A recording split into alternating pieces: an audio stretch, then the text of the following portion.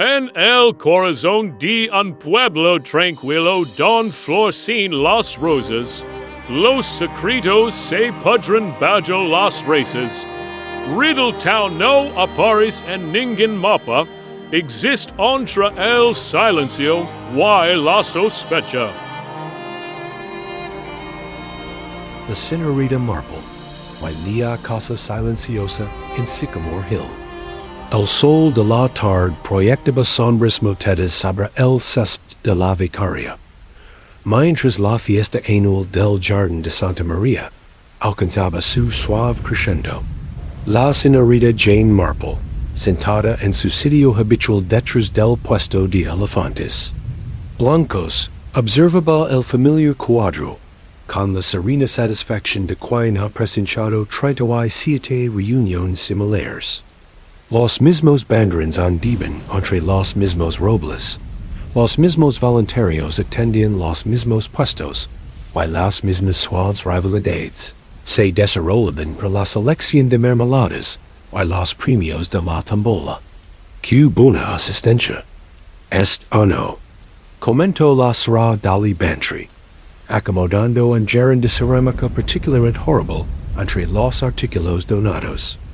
Aunque me gustaría que alguien hiciera algo por fin con esa horrible cosa en Sycamore Hill. Estropea bastante la vista desde la pradera superior. Los ojos azul pálido de la señorita Marple siguieron la mirada de desaprobación de la señora. Bantry hacia la colina que se alzaba más ala del pueblo. Ali, recortada contra el cielo como un diente roto, se alzaba Hillcrest House. Veía durante los últimos 18 meses, desde la muerte del viejo señor Ashworth, sus ventanas miraban ciegamente hacia abajo, hacia las festividades, y la hidra había comenzado su implacable conquista de la mampostería victoriana. Creo que el joven señor Gerald ha estado intentando venderlo, comentó la señorita Marple con suavidad. Mientras sus agullas de tiger tintineaban a un ritmo constante mientras trabajaba en lo que parece ser una zapatilla de bibi. Aunque tengo entendido que ha habido complications. La señora Bantry resopló significativamente. Vaya complication. Con todo es lío del testamento, y la pobre esra. Ashworth teniendo que impugnarlo desde su residencia de ancianos. De verdad, todo este asunto ha sido de lo más indecoroso. La conversación fue interrumpida por la llegada del Dr. Haydock, el médico del pueblo, que se acercó a su puesto con la expresión ligeramente acosada de un hombre que había sido reclutado para juzgar el concurso de arreglos florales en contra de su mejor juicio. Damas, la saludo, secundos la frente con un pañuelo. Me temo que los gladiolos de la Sra Clement han triunfado una vez más. Tiene don de Midas para cultivar. Hizo una pausa, y miró hacia la colina. Hablando de la propiedad de los Ashworth, ayer por la noche note algo de actividad allí. Arriba, había luces en las ventanas, lo cual me pareció extraño. Las agullas de la señorita Marple se detuvieron un instante antes de reanudar su ritmo. Qué interesante. No habría pensado que Gerald estaría enseñando la casa después del anochecer. Precisamente lo que pensaba, asintió el Dr. Haydock. Aunque sa por fin ha encontrado un comprador. Dios sabe que el lugar necesita a alguien que lo devuelva a la vida. Al otro lado del césped, el reverendo Leonard Clement intentaba desenredarse en una acalorada discusión sobre el fondo para el techo de la iglesia con el mayor Burnaby, un militar retirado cuyas opiniones sobre las finanzas parroquiales eran tan rígidas como su postura. Cerca del puesto de pasteles, la joven Sally Devonshire, la residente más reciente del pueblo y profesora de la escuela local, ayudaba a La Señora Price Ridley, a quarter rebanadas de bizcocho Victoria. Su cabello oscuro, refleable la luz de la tarde, mientras ría por algo que había dicho, uno de los niños. Few entrances cuando la señorita Marple se fió en el propio Gerald Ashworth, algo apartado de la fiesta principal, cerca del sedoque. Delimitaba la calle. El joven, aunque a sus 35 ecos, no era precisamente joven para la mayoría de los estanderos. Parece estar enfrascado en una intensa conversación con alguien oculto tras el gran rhododendro. Su rostro, al menos lo que ella podía ver de perfil, estaba sonriado y animado, de una forma que sugería que la conversación distaba mucho de ser agradable. Vaya, murmuró la señora Bantry, siguiendo la mirada de la señorita Marple. Gerald parece bastante molesto por algo. Espero que no haya más problemas con la casa. Como si lo hubieran llamado la atención, Gerald emergió de detrás del rhododendro, ajustando la corbata con movimientos bruscos y agitados. Su acompañante permaneció oculto, pero la señorita Marple vislumbró una manga color crema de mujer y el destello del sol vespertino, en lo que podría haber sido un anillo de bodas. Gerald se dirigió hacia el grupo principal de asistentes. A la fiesta, con el aire decidido de quien busca perderse entre la multitud y la conversación. Se dirigió directamente al vicario, interrumpiendo el debate sobre tillas, con quizás más entusiasmo del que el tema ameritaba. Vicario, qué gran concurrencia hoy. Estaba admirando los premios de la tombola. Es una botella del vino de Flor de Saco de la señora Bantry lo que veo. El reverendo Clement, agradecido por cualquier excusa para escapar del monólogo del mayor Burnaby sobre la superioridad de la pizarra galesa, recibió la legada de Gerald con visible alivio. Así es, querido amigo. Tu defunto tío siempre decía que era la mejor del condado. Al mencionar a su tío, la expresión de Gerald se desvaneció. Una sombra momentánea que la señorita Marple archivó con la precisión instintiva de quien se ha pasado la vida, catalogando las pequeñas traiciones de la naturaleza humana. Desapareció tan rápido que dudo que alguien más lo hubiera notado. Pero aún así había estado allí. Culpa, tal vez, o arrepentimiento, o algo mucho más complejo.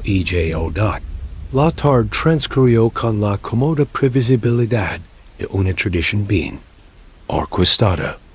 Los niños gritaban de alegría ante la timidez de los cocos. Las señoras mayores intercambiaban opiniones sobre el cultivo de rosas, y los hombres se reunieron alrededor del mayor Burnaby, mientras relataba con solo pequeños adornos sus experiencias en Rumania. La señorita Marple continuó teniendo y observando, notando los pequeños dramas que siempre bulían bajo la superficie de tales reuniones. Observó como la mirada de Sally Devonshire seguía a Gerald Ashworth, mientras se movía de un grupo a otro, y como Gerald parecía completamente ajeno a la atención. Notó que la señora Price Ridley no dejaba de mirar hacia el sendero que conduce a Sycamore Hill, como si esperara a alguien que nunca llegó. Lo más intrigante fue que vio que la misteriosa mujer que había estado hablando con Gerald tras él. Rhododendro se había escabullido por completo, dejando solo una livuela en la tierra blanda donde había estado.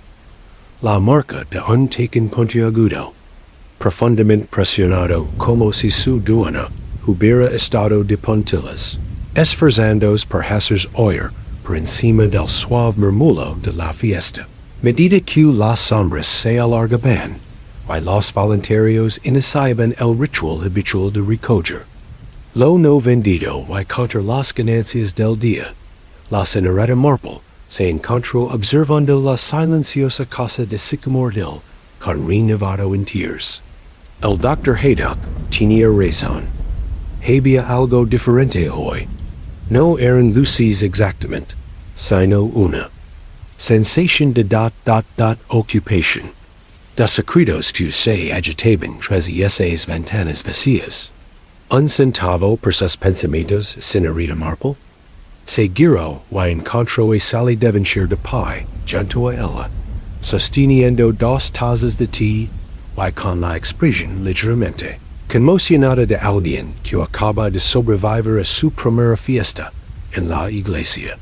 Solo admirable la vista, querida, respondió la señorita Marple, aceptando el té con gratitud. Aunque pensaba que las casas antiguas parecen tener una forma especial de guardar sus secretos, ¿no? En ese sentido, son bastante parecidas a las personas. Sally siguió su mirada hacia Hillcrest House. Parece bastante desolado, aquí arriba. Gerald me contaba, antes que varios compradores potenciales se la han caído. Al parecer, hay algún problema legal con la herencia. Ya lo entiendo, murmuró la señorita Marple. Estos asuntos familiares pueden ser muy complejos, ¿verdad? Sobre todo cuando hay intereses contrapuestos.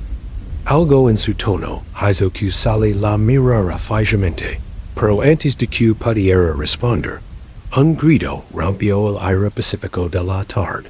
Provenía de Sycamore Hill, un sonido tan crudo y desesperado que parece rasgar la delicada atmósfera del día como un cuchillo en la seda. Las conversaciones se interrumpían a media frase. Las tazas de té chocaban contra los platillos y todos los rostros se volvían. Hacia la colina donde Hillcrest House se alzaba en su silenciosa vigilia. El grito se escuchó de nuevo, más cerca. Ahora, y pudieron ver una figura tambaleando por el sendero de la colina. Una mujer con un vestido color crema, su cabello cuidadosamente arreglado, ahora salvage sobre su rostro, sus manos manchadas con algo oscuro, que solo podía ser sangre. Socorro, gritó, con la voz entrecortada por la conmoción y el terror. Que alguien me ayude. Ha habido. Dios mío, ha habido un accidente. Mientras la mujer se desplomaba al borde del sesgo de la vicaria, la señorita Marple dejó su taza de té con mano firme y cogió su bolso. En su larga experiencia, lo que la gente llamaba accidentes rara vez ocurría. Y los secretos de Sycamore Hill estaban a punto de ser revelados por fin a la mujer que había bajado a trompicones.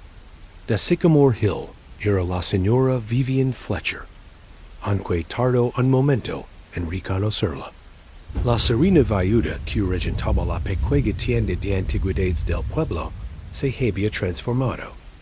Su aspecto habitualmente inmaculado estaba desalagado, su rostro pálido como un pergamino bajo vidas de tierra, y lo que parece ser sangre. SECA dat el Dr. Haydock legó primero.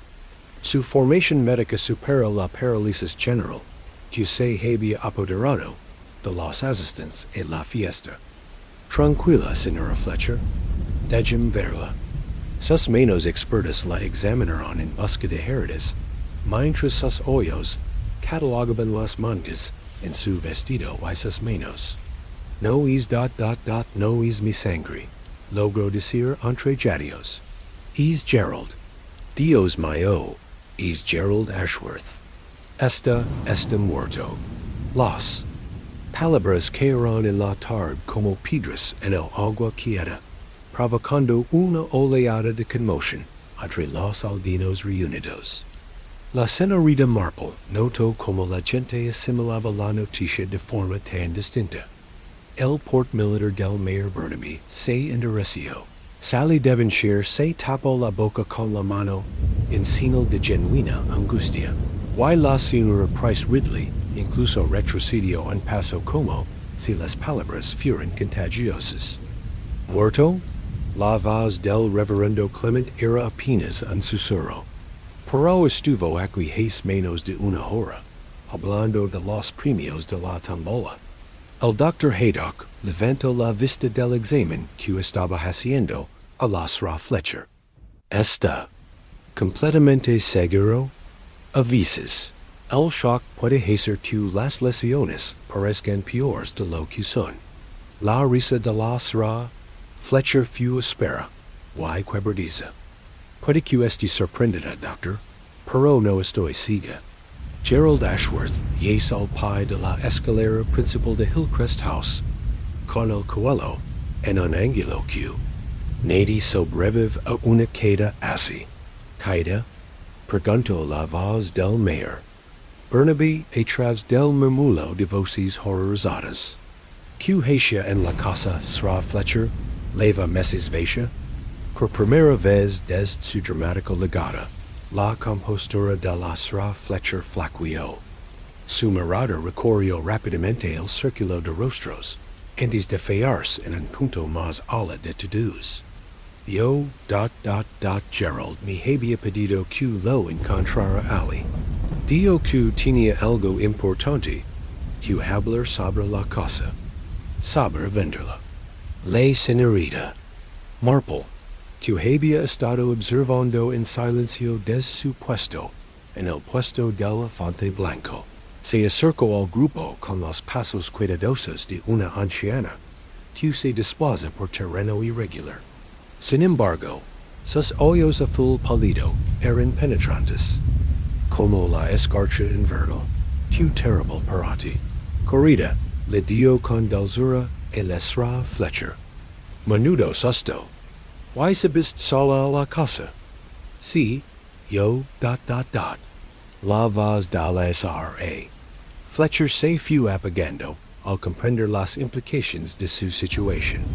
Es decir, Gerald debía encontrarme allí a las 4. Cuando llegué, la puerta principal no estaba cerrada con llave, así que entré. Llamé, pero no hubo respuesta. Pensé que quizá estaba arriba, así que se estremeció. Lo encontré al pie de la escalera principal. El Dr. Haydock y estaba buscando su maletín.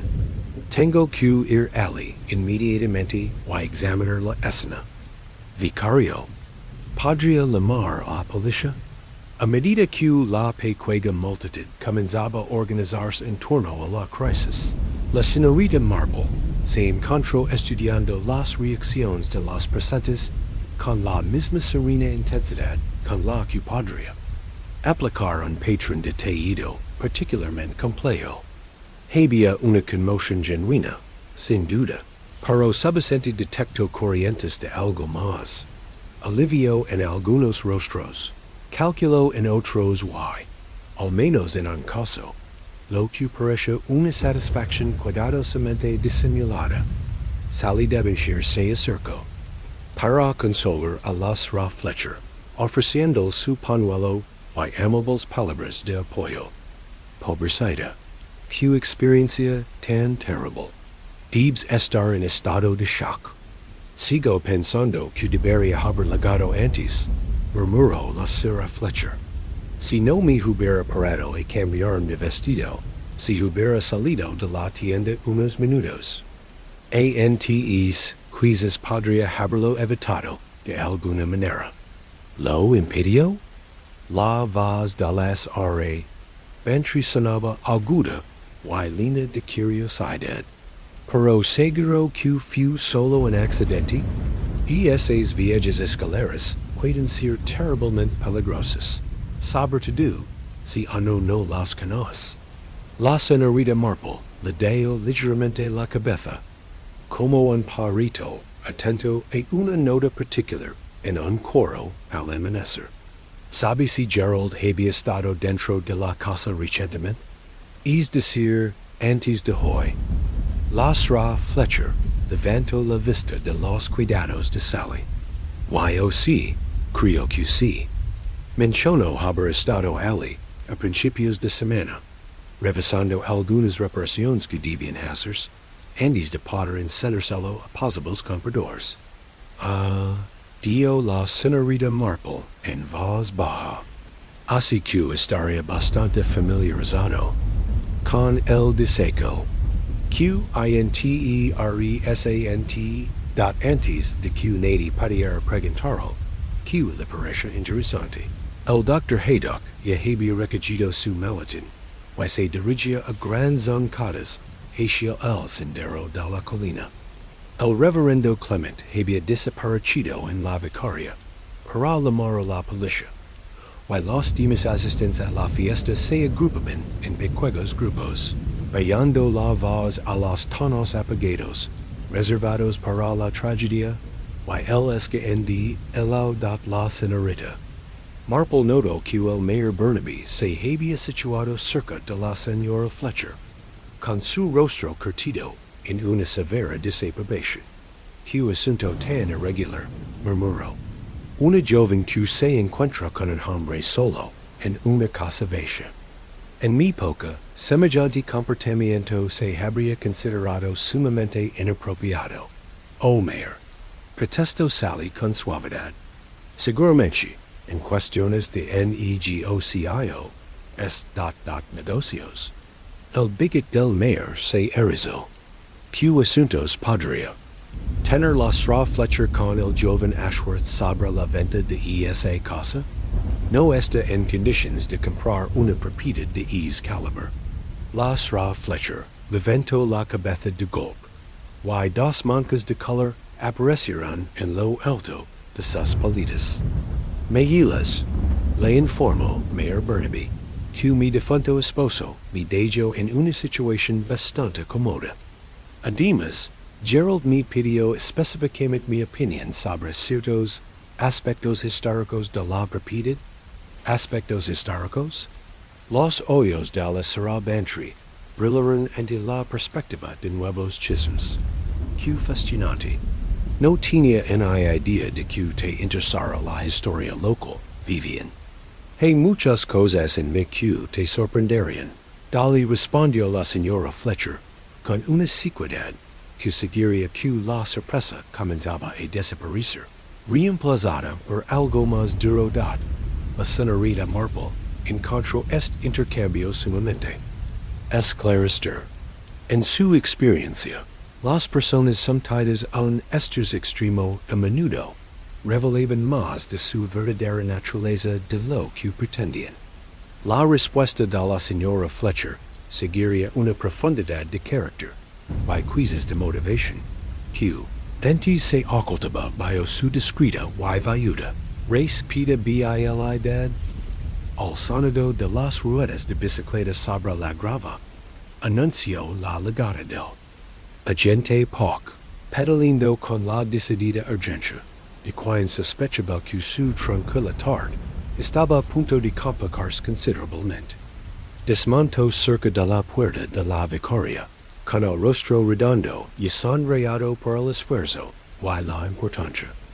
Bien, anunció, sacando una libreta del bolsillo del pecho con solemnidad. Tengo entendido que ha habido un incidente en la vieja casa de los Ashworth. El Dr. Haydock, quien había regresado de su examen preliminar con aspecto serio, dio un paso al frente. Me temo que es algo más grave que un incidente agente. Gerald Ashworth está muerto. Parece haber caído por la escalera principal. Habrá que mover el cuerpo, y le conviene preservar la escena hasta que el inspector Slack pueda examinarla adecuadamente. Al mencionar al inspector Slack, varios aldeanos intercambiaron miradas significativas. Las investigaciones previas del inspector en su zona se habían caracterizado más por la ferrería que por la brillantez, y su relación con la población local era, en el mejor de los casos, tensa. Dice que se cayó por las escaleras, garabedió el agente Pock con diligencia. Muerte accidental, entonces? Eso, dijo el Dr. Haydock con cuidado, lo determinará el inspector. Onque dire q las lesiones son compatibles con una queda considerable. La señorita Marple, q había estado escuchando este intercambio con aparente interés. Habló ahora con su tono amable y tímido. Agente poc. Espero que no le moleste que le pregunte, pero cuando examine la escena, quiza. Le convenga prestar especial atención a los zapatos de Gerald. El agente levantó la vista de su libreta, visiblemente desconcertado. ¿Sus zapatos, señorita Marple? Bueno, probablemente no sé nada. Dio disculpendos. Pero no pude evitar notar, antes que Gerald lavaba esos preciosos zapatos nuevos. Consuela de cuero, ya sabes, de esos que pueden ser bastante resbaladizos en superficies pulidas. Se me acaba de ocurrir que si la escalera hubiera sido limpiada o encerrada recientemente. Ah, dio el agente poc, tomando otra nota. Bien pensado, señorita Marple. Sin duda lo investigaremos. Mientras el agente continuaba recogiendo declaraciones preliminares, y la multitud comenzaba a dispersarse, la fiesta claramente estaba por terminar. La señorita Marple permaneció en su puesto detrás del puesto del elefante blanco, aparentemente guardando los artículos no vendidos, pero en realidad manteniendo su silenciosa vigilancia sobre el drama que se desarrollaba. Había notado varias cosas que le parecieran dignas de mayor consideración. La historia de la Sra Fletcher, aunque plausible, contenía pequeñas inconsistencias que inquietaban a la Sra Marple, la misteriosa mujer que había estado discutiendo con Gerald detrás del rhododendro. Nunca había reaparecido ni se había identificado. Y había algo en la hora que no encajaba del todo. Si Gerald había cuidado con la Sra Fletcher a las 4, ¿por qué había estado tan activo socializando en la fiesta apenas una hora antes? Lo más intrigante fue que había observado las reacciones de los aldeanos ante la noticia de la muerte de Gerald. Si bien la conmoción y la consternación eran las emociones predominantes, había detectado indicios que sugerían que la muerte del joven podría no ser lamentada universalmente, mientras las sombras se alargaban sobre el césped de la vicaria. Y se retiraban los últimos banderines. La señorita Marple reflexiona que Sycamore Hill había revelado uno de sus secretos, pero sospechaba que era solo el primero de muchos por venir.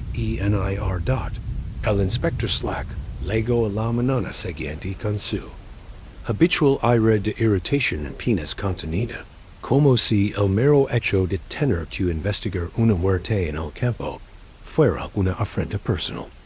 Un hombre delgado, de rasgos afilados y siempre ceñudo, tenía la desafortunada costumbre de tratar a cada testigo como un posible delincuente, y a cada prueba como una molestia de la señorita Marple, que se había levantado temprano para cuidar. Su jardín observa su legada desde detrás de la puerta de su casa con el interior distante de Quine. Presencia una función teatral bastante predecible. Ya había conocido al inspector Slack, y la experiencia le había enseñado que su técnica de investigación se basaba en gran medida en el volumen y las suposiciones, más que en la observación minuciosa. Bien entonces, lo oyó enunciar all. Agente poc mientras estaban afuera de Hillcrest House. Resolvamos esto rápido. Muerte accidental, supongo. Estas cosas viejas son trampas mortales, sobre todo para alguien que no las conoce bien. En realidad, señor, aventuró el agente. Poc con vacilación. El difunto conoce bien la propiedad. Pertenece a su tío, y la administraba desde la muerte del anciano caballero. El sino fungido del inspector Slack se acentuó. Bueno, eso no viene al caso. A los mayores nos pasan accidentes.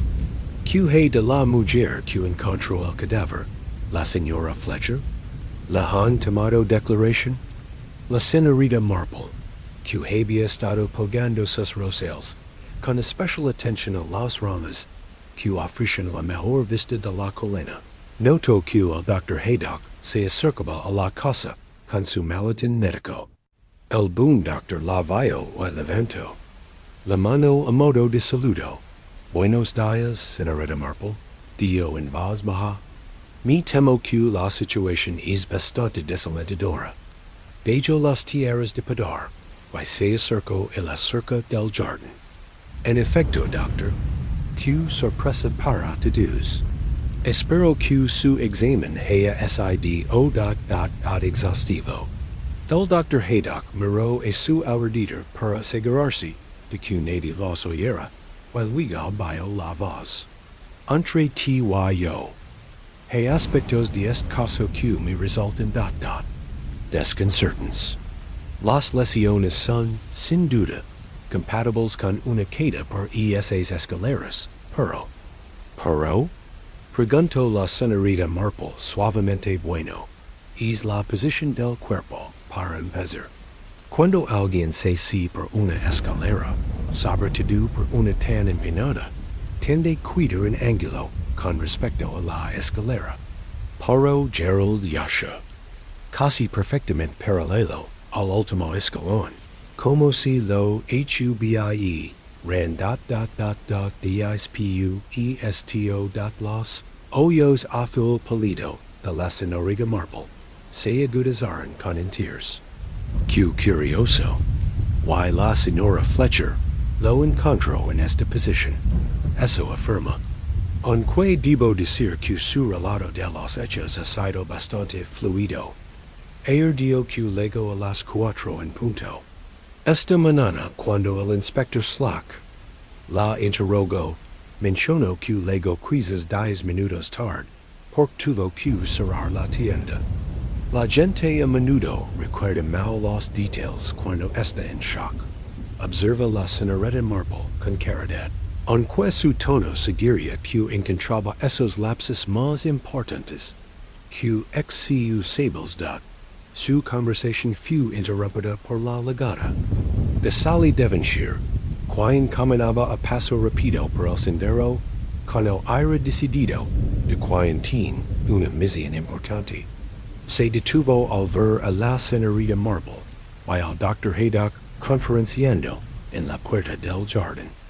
Buenos días, saludó, aunque su habitual sonrisa radiante era tenue.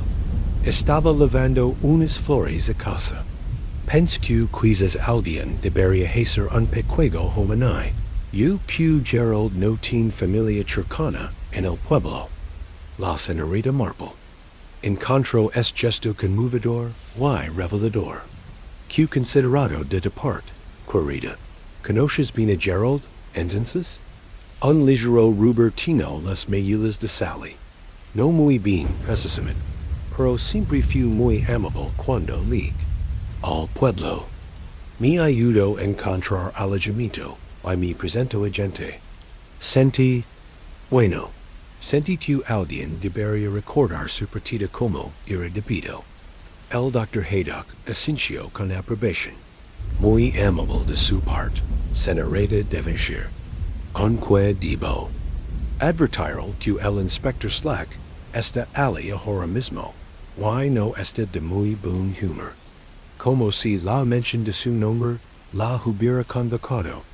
La voz del inspector Slack se oyó desde la casa, alzada en lo que parece una acalorada discusión con alguien. Los tres se giraron y vieron a la señora Fletcher salir por la puerta principal, con el rostro desencachado por una fría ira. Le he contado todo lo que sé, decía con una voz que se oía claramente en el aire matutino. No puedo inventar detalles que no existen, inspector. Lo que quiero saber, respondió Slack, igualmente audible, es que hacías realmente aquí. Ayer, una mujer no queda con un hombre en una casa vieja, solo para hablar de aspectos históricos. como te dices. Las Ra Fletcher se detuvo bruscamente en la puerta del jardín, con las manos apretadas a los costados. Me molesta su insinuación. Inspector. Gerald Ashworth era un conocido de negocios, nada más. Si quiere saberlo, descubrió algunos documentos en los papeles de su tío, que sugerían que la casa podría estar relacionada con ciertos valiosos acontecimientos históricos. Penso que mi experiencia en antigüedades podría ser útil para evaluar su importancia. La señorita Marple, que había estado escuchando este intercambio con la expresión inocente, y quien no podía evitar oír, habló ahora con su tono más suave. ¿Tú crees de acontecimientos históricos, querida? Q fascinante QL. Viejo señor Ashworth, guardara documentos tan interesantes. La expresión de la Sra. Fletcher se iluminó con lo que podría haber sido incertidumbre. Yo, Gerald mencionó algo sobre conexiones con la guerra civil. Al parecer, se sugirió que documentos o artefactos importantes podrían haber estado ocultos en la casa durante ese periodo. ¿Un tesoro escondido? La voz de Sally tenía un dejo de asombro. Qué romántico suena eso. Más bien, tonterías románticas. El inspector Slack había salido de la casa, y miraba con el seno fruncido al pequeño grupo. La gente no mira por unos papeles viejos y polvorientos. Esto fue un accidente, simple y lentamente. Y no voy a permitir que especulaciones vanas compliquen un caso sencillo de la señorita. Marple lo miró con la expresión paciente de alguien acostumbrado y tratar con personalidades difíciles.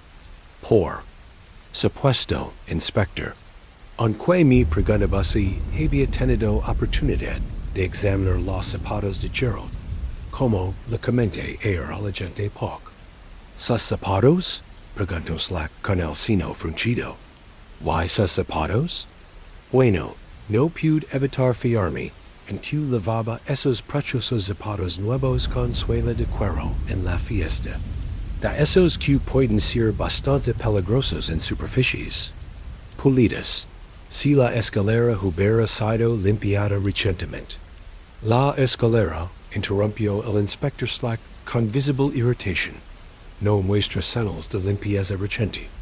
De hecho, está cubierta de una capa de polvo que habría proporcionado suficiente tracción. Esta información pareció sorprender a la Sra. Fletcher, que se disponía a oír. Polvo. Pero eso es imposible. Gerald mencionó específicamente que limpiarían la casa para enseñársela a posibles compradores. El Dr. Haydock y la señorita Marple intercambiaron miradas. ¿Cuándo mencionó esto? Preguntó el doctor. Justo la semana pasada, cuando lo vi en la oficina de correos. Estaba muy contento. Dijo que por fin había encontrado alguien de confianza para que le hiciera una limpieza a fondo. La Sra. Fletcher hizo una pausa, al parecer comprendiendo las implicaciones. Si no limpiaran la escalera, y entonces es ... Entonces, o bien la limpieza nunca se hizo, dijo la señorita Marple con suavidad, o bien se hizo de forma selectiva. Quinteresante, del inspector Slack estaba harto de lo que claramente consideraba especulaciones de aficionados. Bueno, ya basta de teorizar desde la tribuna. Esto es una investigación policial, no una sesión de chismes de pueblo. Les agradecería puderan la investigación a quienes estén cualificados para ello. Mientras regresaba a la casa, la señorita Marple recogió sus herramientas de jardinería con la lentitud de quien había aprendido todo lo necesario de la conversación. Había aprendido varias cosas valiosas. Gerald había encargado la limpieza de la casa, pero no se hizo correctamente. La historia de la señora Fletcher sobre documentos históricos parece improvisada, y los sentimientos de Sally Devonshire por la difunta podrían haber sido más profundos que una simple preocupación vecinal. Lo más significativo es que había observado que la determinación del inspector Slack de clasificar la muerte como accidental solo era comparable a su reticencia a examinar pruebas que pudieran sugerir lo contrario. En su experiencia, esa llegara deliberada solía indicar que la verdad era considerablemente más compleja de lo que cualquiera quería admitir. Mientras caminaba de regreso a su cabana, la señorita Marple reflexiona que la verdadera investigación apenas estaba comenzando y que requeriría mucho más sutileza de la que probablemente proporcionaría el inspector Slack. A sus espaldas, oyó a Sally Devonshire preguntar al Dr. Haydock con voz preocupada si alguien había pensado en contactar al abogado de Gerald para los preparativos del funeral. Era, pensó la señorita Marple, gesto el tipo de preocupación práctica que revelaba una naturaleza bondadosa, y gesto el tipo de detalle que podría resultar importante para comprender la compleja red de relaciones que condujo a la muerte de Gerald Ashworth dat la mañana en era joven, y Sycamore Hill tenía muchos más secretos que revelar. Por la tarde, el inspector Slack había logrado convencerse de haber resuelto el caso con la eficiencia que le caracterizaba. La señorita Marple, que se había enterado de sus conclusiones a través de la red de comunicación informal del pueblo, notablemente eficaz, no se sorprendió del todo por su razonamiento, aunque lo encontró decepcionentemente simplista. Inspector había centrado su atención en la señora Fletcher con la férrea determinación de un terrier que persigue a una rata particularmente escurridiza. Su presencia en la escena, las inconsistencias en su cronología, y lo que él calificó de comportamiento sospechoso, se habían combinado en su mente para formar una convincente narrativa de culpa. Recuerden lo que les digo, explicaba el mayor. Burnaby e un pequeño grupo en la oficina de correos del pueblo, Slack lo tiene todo resuelto. Parece que la señora Fletcher y el joven Gerald tenían algún tipo de acuerdo. Cuando él intentó romperlo, ella montó en cólera y lo empujó por las escaleras. La señora Clement, esposa del vicario, parece sinceramente angustiada por esta teoría. Oh, claro que no. Vivian Fletcher es una mujer tan tranquila y respetable. No me la imagino haciendo daño a nadie. Las aguas tranquilas son profundas.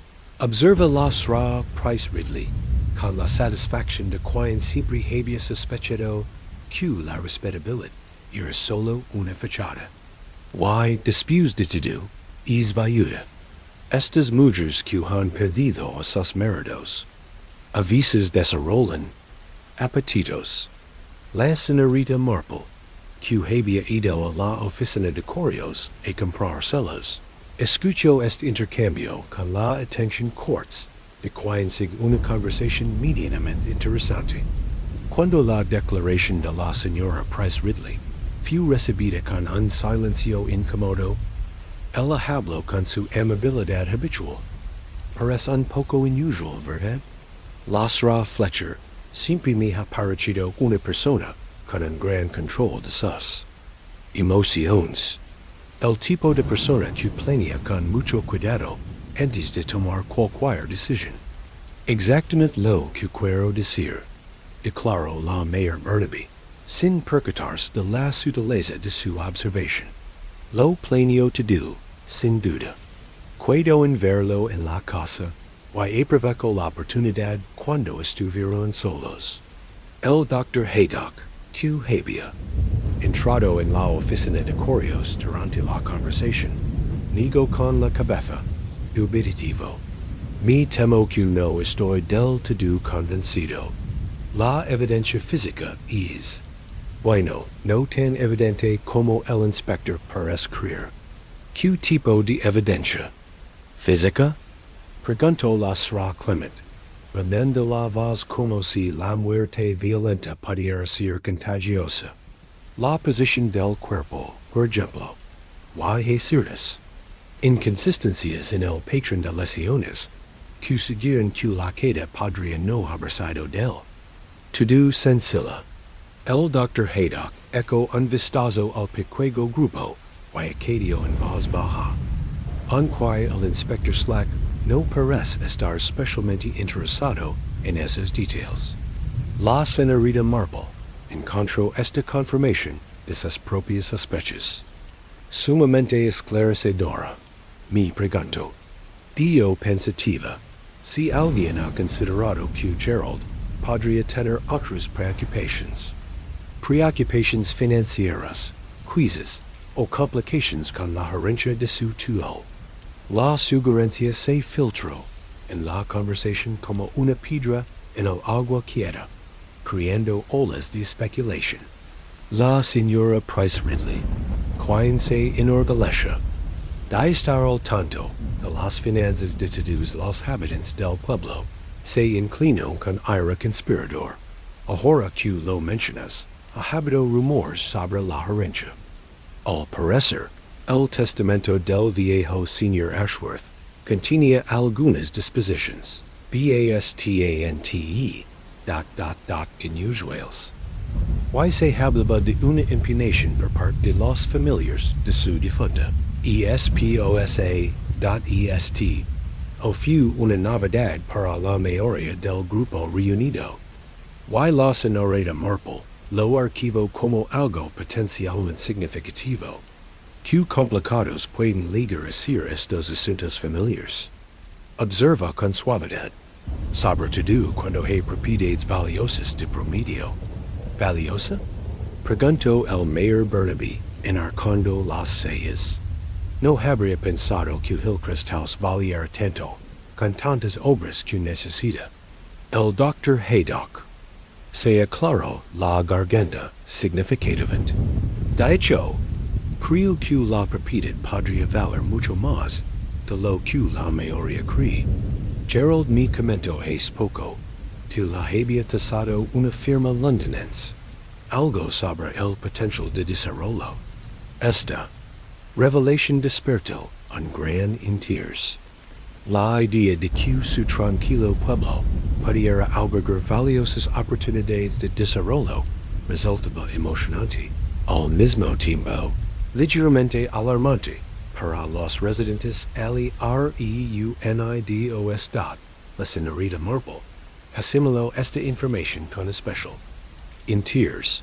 Según su experiencia, la riqueza inesperada solía ser un poderoso motivo para todo tipo de mala conducta humana. Mencionó quién más podría estar al tanto de esta evaluación. Preguntó. No puedo decir que lo hiciera, respondió el Dr. Haydock, aunque me dio la impresión de que no era del todo confidencial. De hecho, parecía bastante contento. No dejaba de referirse a él como su billet a la libertad. La frase quedó suspendida en el aire, cargada de implicaciones. La señorita Marple se preguntó de qué exactamente Gerald Ashworth sentía que necesitaba liberarse. Why si es deseo podría haber contribuido a su prematura muerte. Sus especulaciones fueron interrumpidas por la llegada de Sally Devonshire, quien entró en la oficina de correos con la libre respiración de quien venía con prisa. Su aspecto, habitualmente pulcro, estaba desalagado, y tenía ojeras que sugerían que había dormido mal. Oh, Dio, al ver al grupo reunido, disculpe la interrupción, solo necesitaba, es decir, quería enviar un telegrama al abogado de Gerald en Londres. Alguien tiene que tomar las medidas necesarias why el Inspector Slack no parece dispuesto a su vas se fu apagando al parecer dandos cuenta de que su crítica en la gestión del caso por parte del Inspector podría ser inapropiada. El Dr. Haydock intervino con amabilidad profesional. Muy considerado de su parte, señorita Devonshire. Estoy seguro de que Gerald habría aprovechado su preocupación por los procedimientos adecuados. La compostora de Sally flaqueó un poco ante esto, y la señorita Marple notó que le temblaban las manos al coger su bolso. Era un hombre tan amable, dijo en voz baja, siempre dispuesto a ayudar a los demás, sin pedir nada a cambio. Me parece tan injusto que muera solo en esa horrible casa. No estaba completamente sola. Observa la Sra. Price Ridley con su habitual falta de tacto. Después de todo, la Sra. Fletcher estaba allí. El comentario pareció golpear a Sally. Como un puñetazo. Su rostro palideció, y por un instante, la señorita Marple creyó que se desmayaría. En cambio, se erguió con visible esfuerzo, y habló con una voz cuidadosamente si o entear o le dia Lauser Fletcher encontró su cuerpo. Eso no es lo mismo que estar presente cuando sucedió. Hizo una pausa, y añadió con repentina intensidad. Why me parece despreciable que todos estén dispuestos a asumir lo peor de ella solo, porque el inspector Slack necesita a alguien a quien culpar lavamente de esta defensa sorprendió. En todos los presentes, sobre todo porque provenía de alguien tan affable como Sally Devonshire. El bigot del Mayor Burnaby se erizó en señal de desaprobación. Mi querida joven, la policía debe seguir las pruebas a donde quiera que conduzcan. Si la señora Fletcher es inocente, estoy seguro de que no tiene de qué preocuparse. ¿Pruebas? La risa de Sally fue amarga. ¿Qué pruebas? Que tuvo la mala suerte de encontrar el cuerpo, que no puede justificar cada minuto de su tiempo. Según esa lógica, cualquiera de nosotros podría ser sospechoso. La señorita Marple encontró este arrebato sumamente esclarecedor. La apasionada defensa que Sally hizo de la señora Fletcher seguiría una naturaleza generosa o un conocimiento personal que contradice la teoría oficial. Más intrigante aún, su profundo conocimiento del carácter de Gerald implicaba una relación que iba más allá de una simple relación vecinal. Mientras, Sally terminaba sus trámites en la oficina de correos, y se marcaba, todavía visiblemente, agitada. El resto del grupo intercambió miradas significativas. La Sra. Clement fue la primera en expresar lo que todos pensaban de la pobre chica, parece muy preocupada por todo este asunto. Espero que no se esté poniendo enferma de preocupación. Es natural, observa el Dr. Haydock.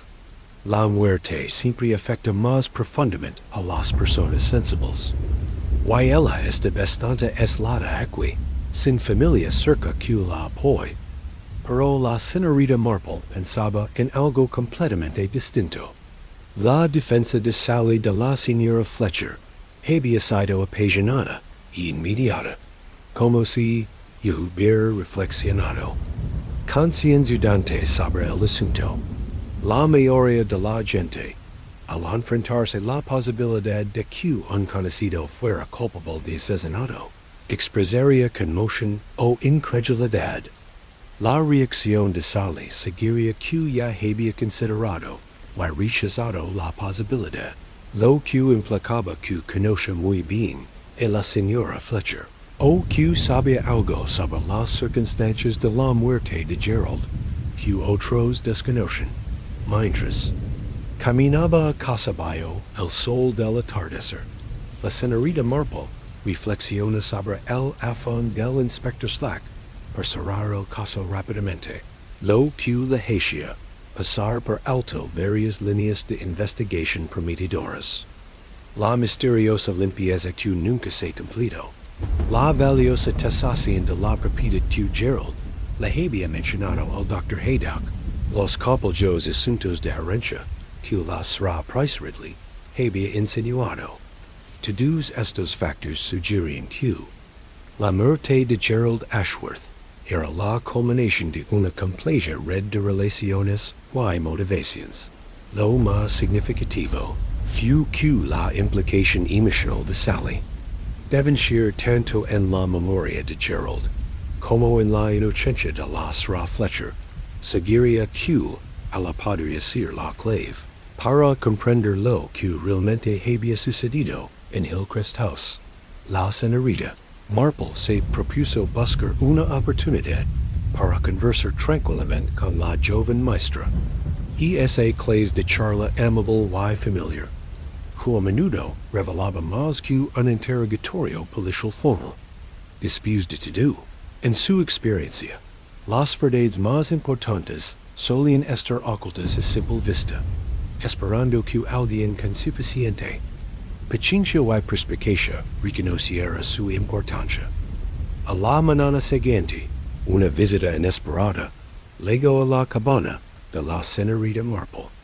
Disfrutaba de su habitual taza de té en la pequeña terraza con vistas a su jardín, cuando vio una figura vacilante en la puerta principal. Una mujer con un abrigo oscuro que parece dudar entre seguir adelante o retirarse. Señora Fletcher. Llamó la señorita Marple con dulzura. Pase, querida. Estaba a punto de volver a poner la tetera. Vivian. Fletcher se acercó con la cautela de quien se aventura en territorio atencionalmente peligroso. Su habitual compostura mostraba claros signos de tensión. Su rostro estaba pálido, sus manos temblaban ligeramente al quitarse los guantes. Y su sonrisa denotaba desesperación, lo que denotaba noches de insomnio y una presión creciente. Señorita Marple, espero que no le importe que la llame así. Necesito hablar con alguien. Y usted siempre me ha parecido tan sensata y confiar en esa edad. La señorita Marple se ocupa de la preparación del té, dando tiempo a su visitante para que se recompusiera. Según su experiencia, las personas bajo estas solían revelar información crucial si se les permite hablar a su propio ritmo, sin la presión de un interrogatorio directo. Para nada, querida. Debes estar pasando un momento muy difícil con la investigación del inspector Slack y todos los chismes del pueblo. Scientate, por favor, dat la Sra. Fletcher se acomoda en la silla ofrecida con visible alivio. Eso es exactamente los chismes. Se lo que dicen de mí y de Gerald, y simplemente no es cierto. Si estaba en la casa ayer, y si encontró su cuerpo, pero las implicaciones que están sacando, niego con la cabeza frustrada. Levo 3 ecos viviendo en este pueblo. He sido una persona respetable. Me he ocupado de mis asuntos. He contribuido a eventos benéficos. Y ahora, por culpa de una tarde terrible, mi reputación está en ruinas. La señorita Marple sirvió el té con mano firme, mientras sus ojos azul pálido observaban cada matiz de la angustia de su visitante. La gente tiende a sacar conclusiones precipitadas cuando está asustada o conmocionada. Pero la verdad acaba por salir a los no crees. ¿De verdad? La risa de la Sra. Fletcher fue amarga. El inspector Slack ya ha decidido que soy culpable. No le interesa la verdad. Solo quiere cerrar el caso rápidamente y pasar a algo más interesante. Entonces, quizzes sugirió la señorita Marple con suavidad. Podría contarme que sucedió realmente ayer. A veces ayuda a hablar de los acontecimientos con alguien que no estuvo presente. Una nueva perspectiva puede ariar la sombra. Details que, de otro modo, podrían pasarse por alto, da lastra Fletcher, contempló su taza de té un largo instante, como si buscara guía en el delicado deseco de la porcelana. Cuando por fin habló, su voz era apenas un susurro. La verdad, señorita Marple, es que no fui Hillcrest House. A hablar de documentos históricos en I de antigüedades. Eso fue. Bueno, fue una historia que inventé por la verdadera razón. Me pareció mucho peor. La señorita Marple continuó teniendo un patrón complejo que parece exagerar toda su atención, pero que en realidad le permite escuchar con absoluta concentración. A veces la verdadera razón de nuestras acciones puede parecer peor de lo que es, sobre todo cuando estamos estresados.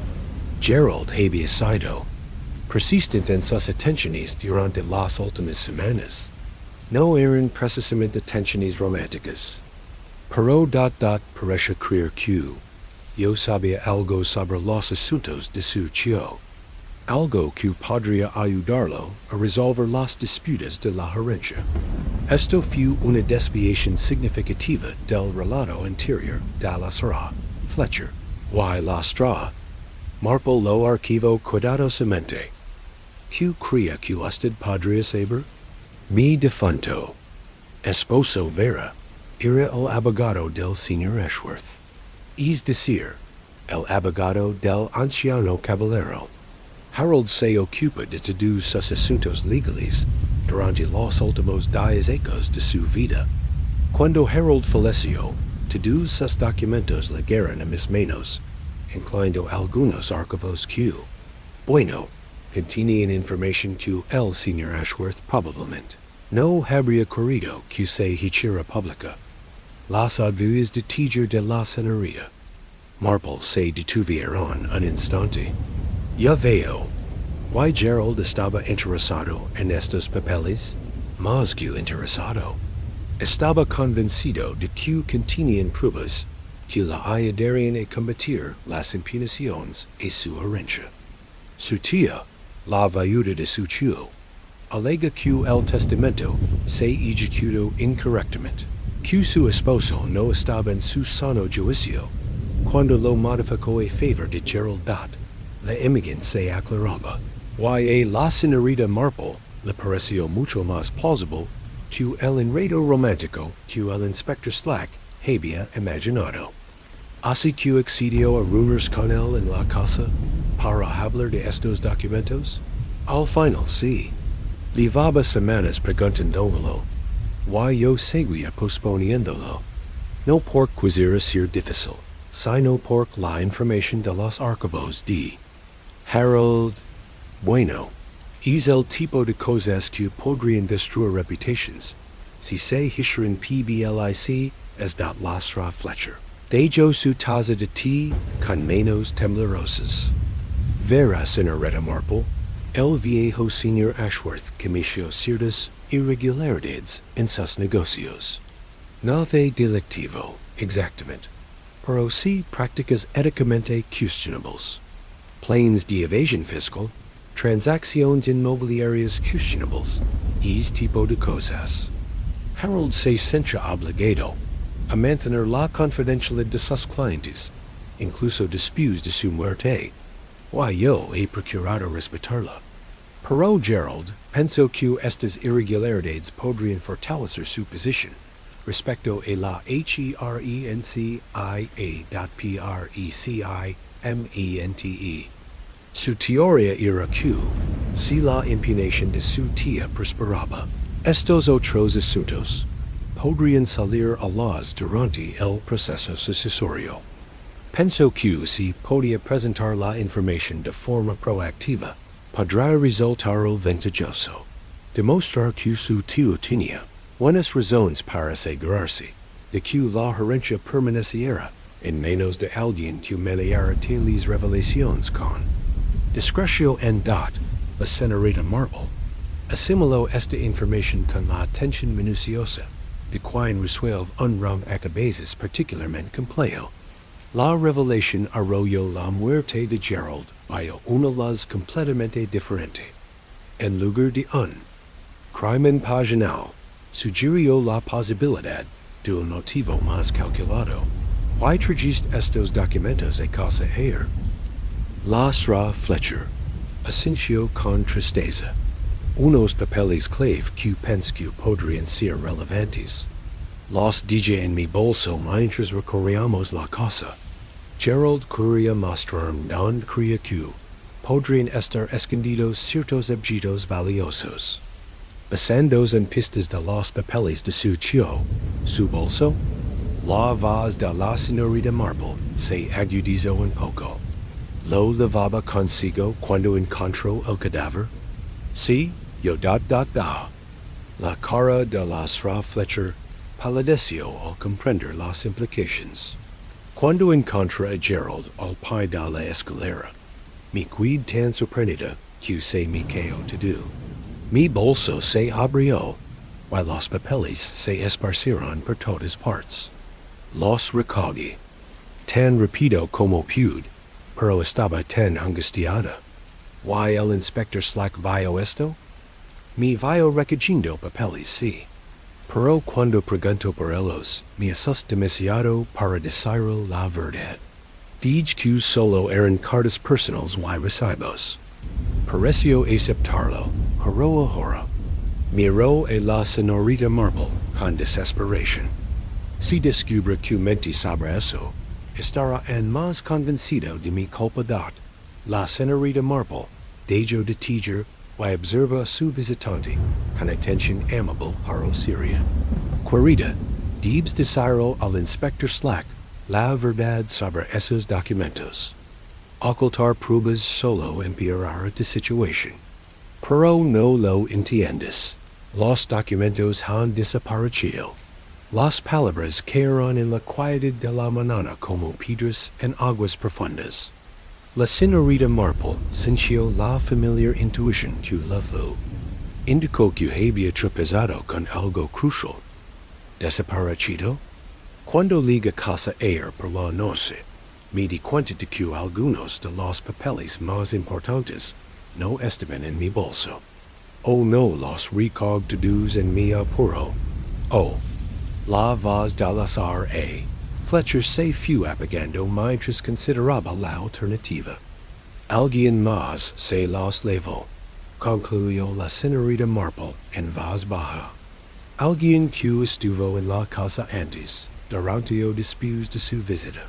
Las dos mujeres guardaron silencio un momento, cada una reflexionando sobre las implicaciones. Las Ra Fletcher decía la verdad.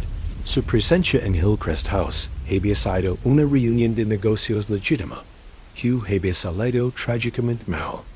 Pero los documentos faltantes sugieren que la muerte de Gerald podría no haber sido accidental en absoluto. Alguien había aprovechado la confusión en torno a su queda para obtener documentos que podrían revelar secretos de décadas atrás. Señora Fletcher dio finalmente la señorita Marple. Creo que debe contarlo al inspector Slack todo lo que me ha contado, sin importar las consecuencias. Esos documentos faltantes podrían ser la clave para entender que le pasó realmente a Gerald. Pero, mi reputación, querida, tu reputación sobrevivirá a la verdad mucho mejor que a una condena por asesinato. Y si alguien mató a Gerald para obtener esos documentos, no dudará en eliminar otras posibles amenazas a su secreto. Mientras la señora Fletcher recogía esas cosas para irse, prometiendo tener en cuenta el consejo de la señorita Marple, la anciana se encontró dando vueltas a esta nueva información con el médico cuidado de quien arma un rompecabezas, particularmente en TRINCAD, a desaparición de los documentos. Lo transformó todo. Si Gerald había muerto por esos papeles, entonces su asesino era alguien que conoce su contenido y comprendía su significado. Eso redujo considerablemente el campo de investigación. Quiencura que hubiera robado los documentos debía estar familiarizado con los negocios del viejo señor Ashworth, y tener una razón de peso para evitar que se revelaran. Mientras veía a la señora Fletcher desaparecer que el abajo, la señorita Marple reflexiona que la pista más importante del caso podría estar ahora en manos del asesino. Pero los secretos suelen revelarse, sobre todo cuando quiens los guardan se confían demasiado. La pregunta era si el inspector Slack reconocería la importancia de este acontecimiento o si su determinación de demostrar la culpabilidad de la señora Fletcher lo cegaría en la verdad más compleja que estaba empezando a surgir. El consejo de la señorita Marple y la señora Fletcher dio sus frutos antes de lo esperado, aunque no de la forma que ella había anticipado. Y esa tarde, mientras descabezaba las rosas marquitas de su jardín delantero, vio el coche del inspector Slack rugiendo colina arriba hacia Hillcrest. House con mucha más urgencia que en sus visitas a la causa de esta repentina actividad quedó clara cuando el Dr. Haydock apareció en la puerta de su jardín con expresión grave. Me temo que ha habido un cambio, dijo sin preámbulos. La señora Fletcher siguió su consejo, y fue a ver al inspector Slack esta mañana. Cuando ella le contó sobre los documentos faltantes, decidió realizar un registro más exhaustivo de la casa. La señorita Marple dejó las tierras de pedar y le dedicó toda su atención. ¿Y qué encontró? Los documentos en sí, para empezar, o al menos algunos, estaban escondidos en la biblioteca, dentro de un libro ahogado. Pero eso no es lo más inquietante. El Dr. Haydock hizo una pausa, claramente luchando con lo que tenía que transmitir. También encontraron evidencia de que alguien más había estado en la casa recientemente. Y no me refiero a la señora Fletcher. ¿Qué tipo de evidencia? Huellas recientes en el polvo del piso de arriba, ceniza de cigarrillo en el dormitorio principal, y lo que parece ser un trozo de madera del suelo, que acaban de levantar y volver a colocar. Vio la voz. Señorita Marple empiezo a creer que la muerte de Gerald no fue accidental. Antes de que la señorita Marple pudiera responder, los interrumpió el sonido de voces alzadas provenientes del centro del pueblo. Un pequeño grupo se había reunido frente a la oficina de correos, y incluso a esa distancia pudieron distinguir el tono distintivo del mayor Burnaby en pleno discurso retórico. Qué comportamiento tan vergonzoso. Usar un trágico accidente para difundir chismes maliciosos sobre miembros respetables de la comunidad.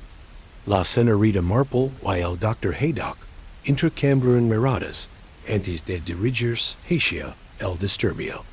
Al acercarse, la naturaleza del enfrentamiento se hizo evidente. El mayor Burnaby se enfrentaba a Sally Devonshire, quien se mantuvo firme, a pesar de ser superada en número por la multitud que se congregaba. No estoy divulgando chismes, decía Sally con voz controlada, por audible para todos los presentes. Simplemente digo que la investigación del inspector Slack ha sido superficial y partial desde el principio. Decidió que la señora Fletcher era culpable antes de examinar la mitad de las pruebas. ¿Y qué sabe usted de investigaciones policiales, señorita?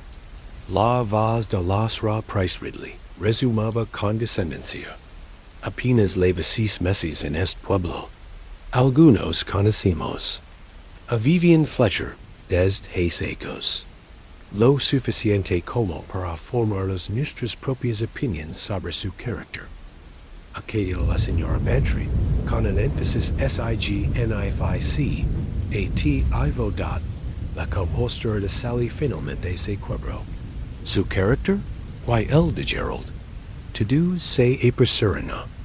Assumer que era una víctima inocente, pero alguien se ha preguntado en que pudo haber estado involucrado para que lo mataran. La sugerencia causó conmoción entre los aldeanos reunidos. El reverendo Clement, quien había intentado mediar en la disputa, intervino con voz suave pero firme. Señorita Devonshire, entiendo que esté molesta, pero seguramente no quiere decir que Gerald estuvo involucrado en el LGO indecoroso. Sugiero que hay aspectos de este caso que nadie quiere examinar por perjudican quienes el pueblo prefiere considerar buenos, respondió Sally, con las mejillas sonrojadas por la emoción. Pero ignorar verdades incómodas no traerá. Volta a Gerald. Ni garantizará que se haga justicia. La señorita Marple, que había estado escuchando este intercambio con creciente interés, habló ahora con su tono suave y tímido. ¿Qué clase de verdades incómodas tenías en mente? ¿Querida? Todas las miradas se volvieron hacia Sally, quien pareció darse cuenta por primera vez de que tenía en público, que iba mucho más allá de sus antagonistas originales. Su rubor se intensifica, pero levantó la barbilla con desafío. No, era el joven sencillo y honesto que todos quieren recordar. Mantenía relaciones complicadas con varias personas de este pueblo, relaciones comerciales que no siempre eran del todo transparentes. Y esa es una acusación grave, observa el Dr. Haydock en voz baja. ¿Tiene conocimiento específico de tales relaciones? Sally dudó, claramente debatiendo cuanto revelar.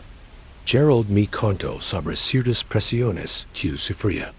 Prisonaba, financieramente, principalmente, pero tambi y acute en personalmente. Había gente que tenía derechos sobre él, expectativas que se estaban volviendo difíciles de cumplir. Los ojos de la Sra. Price Ridley brillaron ante la perspectiva de un nuevo escándalo. ¿Qué tipo de prisiones personales?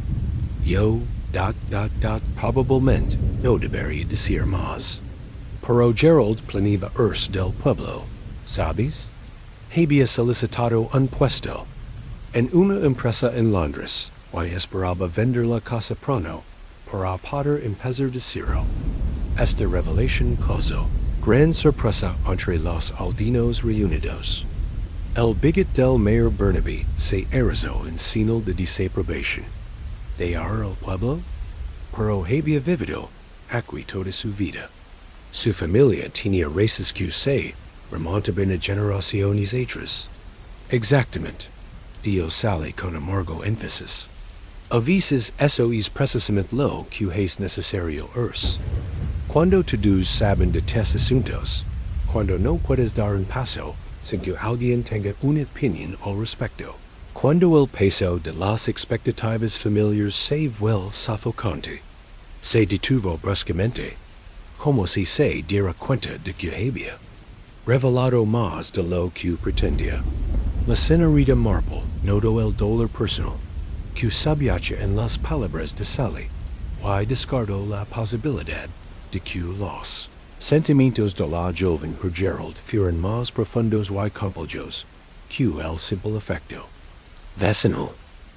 El enfrentamiento fue interrumpido por el regreso del coche del inspector Slack, que se detuvo frente a la oficina de correos con un chorrido de frenos.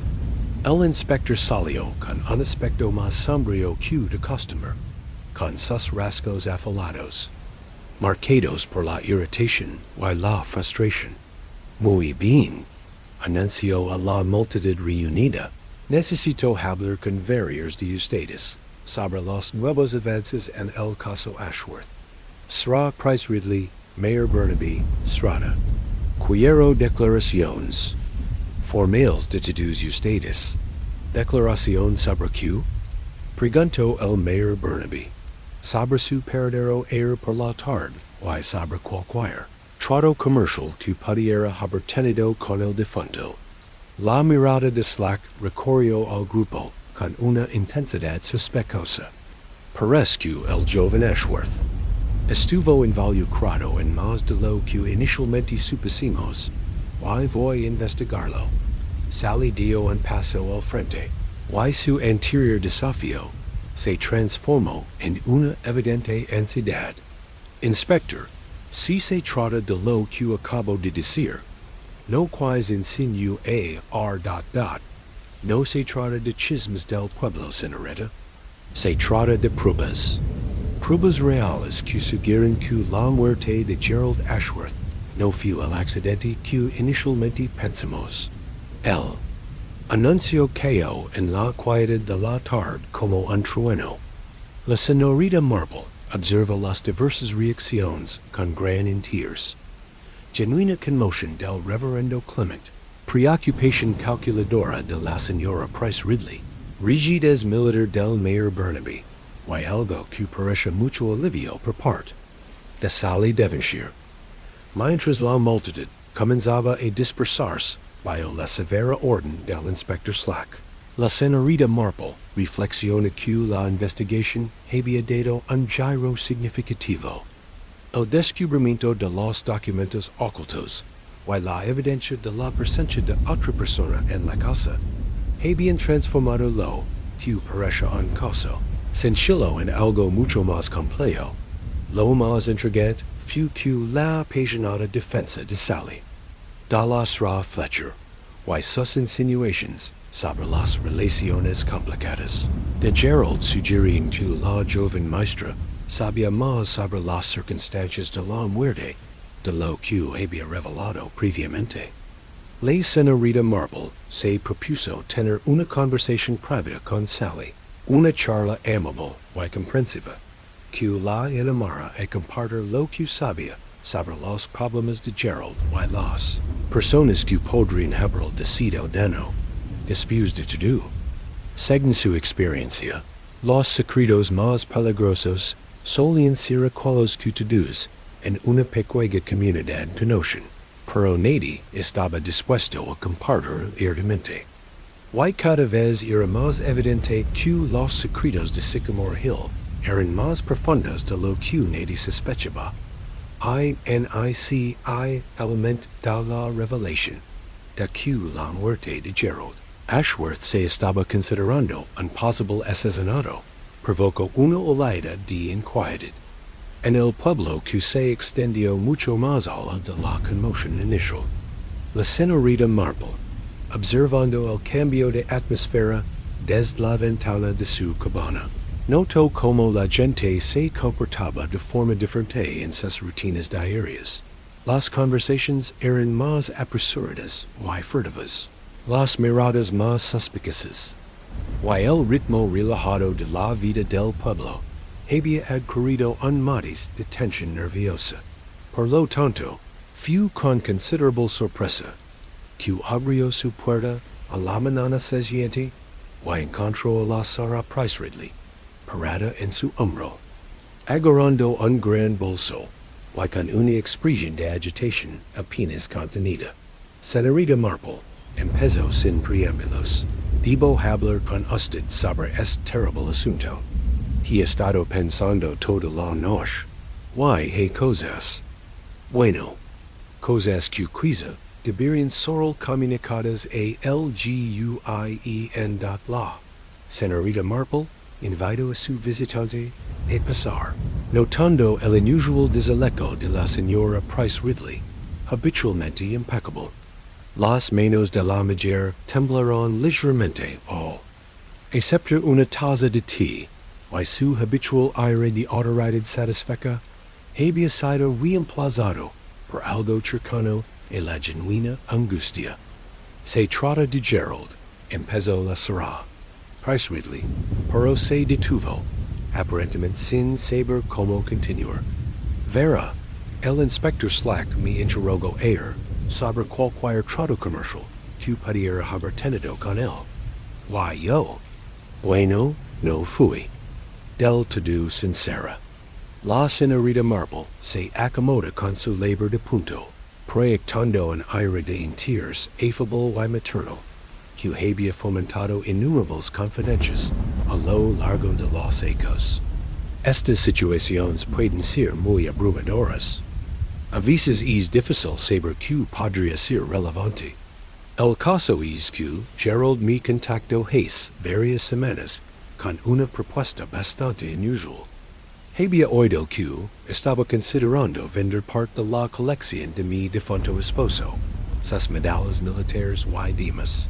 Y se ofreció a ayudarme a encontrar compradores a través de sus contactos en Londres.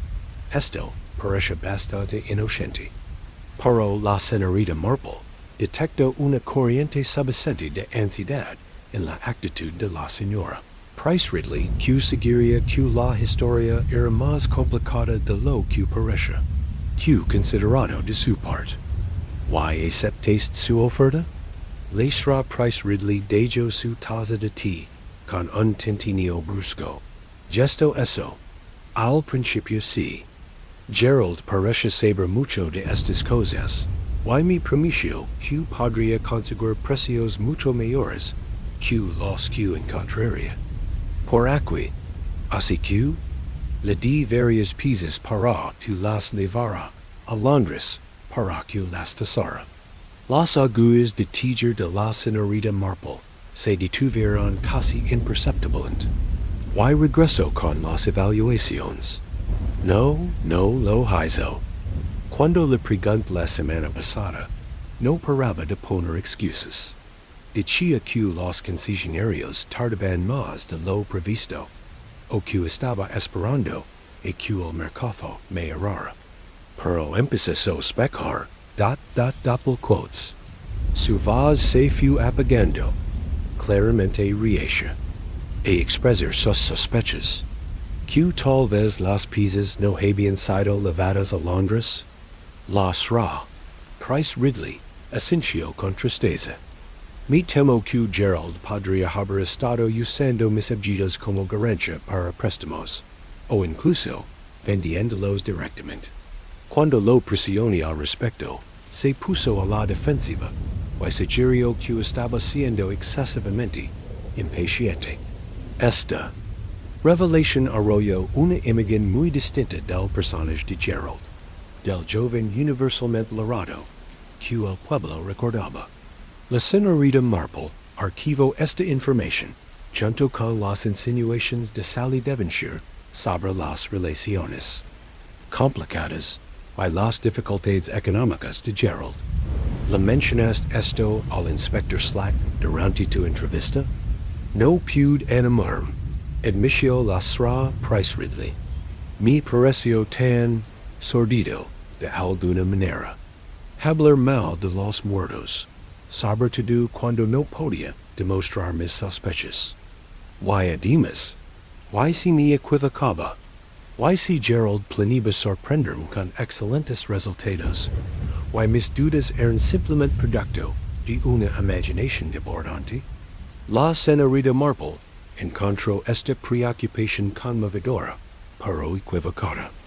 Querida, si Gerald estuvo involucrado en transacciones financieras questionables, y esa información podría ser crucial para entender por qué alguien quiso hacer el daño. Quizás debería reconsiderar hablar con el inspector. Antes de que la señora Price Ridley pudiera responder, su conversación fue interrumpida por el sonido de voces apremiantes provenientes del colín. A través de la ventana de la cabana, pudieron ver al Dr. Haydock pasar apresuradamente, con su maletín médico en la mano, y expresión sombría dad. La señorita Marple se disculpó y salió a la puerta del jardín. Doctor, ¿está todo bien? El Dr. Haydock hizo una pausa, dudando claramente cuánto compartir. Me temo que ha habido otro incidente en Hillcrest House. Alguien entró por la noche y causó bastantes daños buscando algo. ¿Buscando algo? ¿Qué tipo de daño? Libros sacados de los estantes, mubles volcados, tablas del suelo arrancadas. Quien que fuera, buscaba algo específico, y estaba dispuesto a ser bastante destructivo en su búsqueda. Bajo la vaz. El inspector Slack cree que podría estar relacionado con esos documentos que mencionó la señora Fletcher. Quizá alguien se dio cuenta de que había más papeles escondidos en la casa de la Syrah. Price Ridley se había unido a ellos en la puerta pálida. Pero eso prueba que la Syrah Fletcher es inocente. Si alguien más sigue buscando documentos, entonces ella no puede ser la asesina. Cualquiera pensaría que sí, coincidió el Dr. Haydock. Aunque el inspector Slack parece creer que podría haber tenido un cómplice, o que regresó para recuperar más pruebas. A la señorita Marple, esta teoría le pareció poco convincente. Según su experiencia, las personas sospechosas de asesinato rara vez llamaban la atención cometiendo robos. El allanamiento seguiría la existencia de alguien completamente distinto, alguien que conoce los documentos ocultos y estaba cada vez más desesperado por encontrarlos. Realmente se le verán. ¿Algo? Preguntó. Es difícil decirlo, dado el estado del lugar. Aunque Slack mencionó que alguien había hecho un desastre en el estudio privado del viejo señor Ashworth. Cajones abiertos, papeles esparcidos por todas partes, incluso la alfombra levantada en algunos lugares. Mientras el Dr. Haydock seguía su camino, la señorita Marple y la señora Price Ridley regresaron a la cabana, sumidas en sus pensamientos. El allanamiento había añadido una nueva dimensión al caso. Quien que hubiera asesinado a Gerald seguía activo, buscando algo que no habían encontrado durante su crimen inicial. Señorita Marple dio de repente la señora Price Ridley. ¿Cree que la muerte de Gerald podría estar relacionada con esas piezas militares que me prestó? Eran muy valiosas. Algunas databan de la guerra de Crimea. Era una posibilidad intrigante. Si Gerald hubiera usado objetos prestados como garantia, o los hubiera vendido directamente, podría haberse encontrado endeudado con personas peligrosas. Pero la señorita Marple sospechaba que el motivo era más complejo que un simple robo. Dime, dijo con suavidad, ¿Gerald alguna vez mencionó algo sobre los papeles o asuntos comerciales de su tío cuando hablaba de la colección? Les haré. Price Ridley frunció el ceño, concentrada. Ahora que lo menciona, parece muy interesado en cualquier cosa que pudiera tener importancia histórica. Preguntó varias veces si mi esposo había hecho negocios con el viejo señor Ashworth, o si podría haber correspondencia entre ellos entre los papeles que read. Este detalle le pareció a la señorita Marple potencialmente significativo. Sí, Gerald había estado contactando sistemáticamente varios aldeanos para hablarles de sus documentos y colecciones heredadas. Esto seguiría un plan más organizado que un simple robo oportunista. Y su marido tenía relaciones comerciales con el señor Ashworth. Nada significativo. No lo habría creído. Aunque sí se encargó de algunas transacciones inmobiliarias, para el anciano caballero hace ecos. Algo relacionado con la compra de terrenos adicionales, junto a Hillcrest House. La Syrah, Price Ridley, hizo una pausa y luego acadio pensativa. Ahora que lo pienso, Gerald parece particularmente interesado en esos documentos, en particular de la señorita Marple. Sintió la familiar intuición que le indicaba que se aproximaba a algo importante. El interés de Gerald por los documentos históricos, sus apuros económicos, sus planes de abandonar el pueblo, Y hora la busqueda desesperada de Hillcrest. Haus per part de alguien que había matado para proteger sus secretos. Todos estos elementos comenzaban a formar un patro en dat la pregunta. Era así el inspector. Slack tendría la paciencia y la perspicacia para reconocer.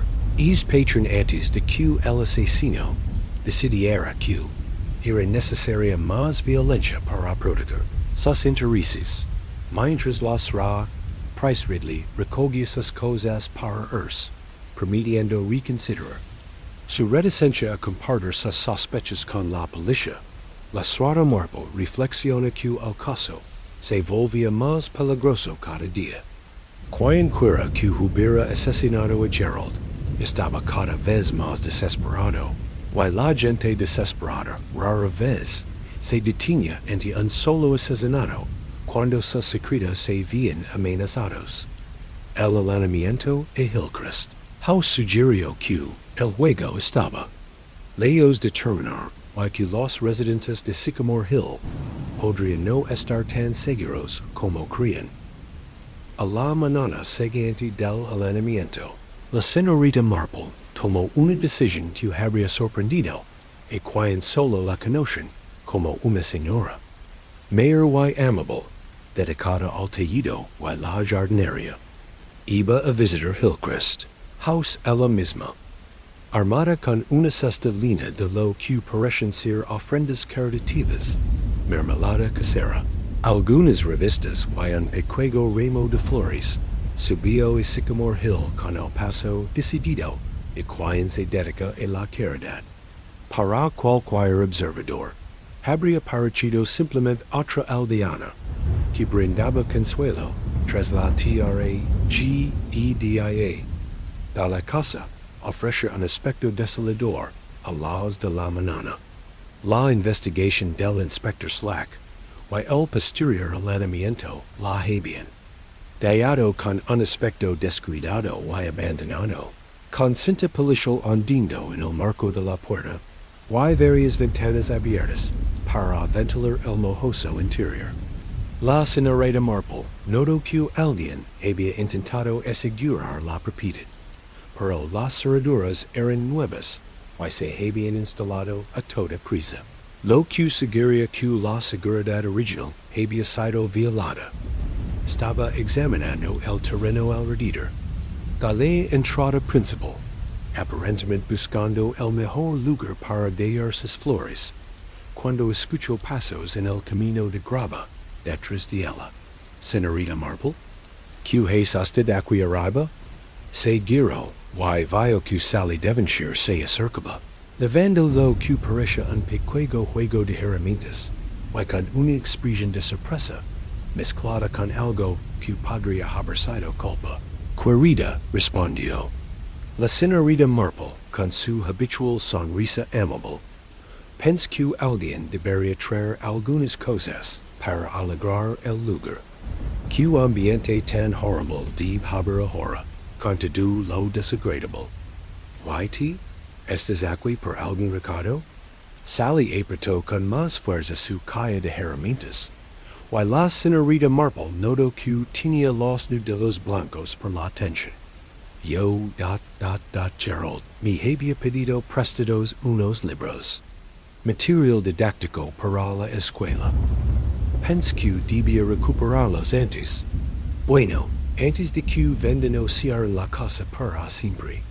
Era una explicación plausible, pero la señorita Marple detectó un trasfondo de nerviosismo en el comportamiento de Sally, que sugería que la misión de la joven era más compleja de lo que ella admitía, que considerado de su parte recordar. Esos detalles en medio de todo este caos, observa la señorita Marple.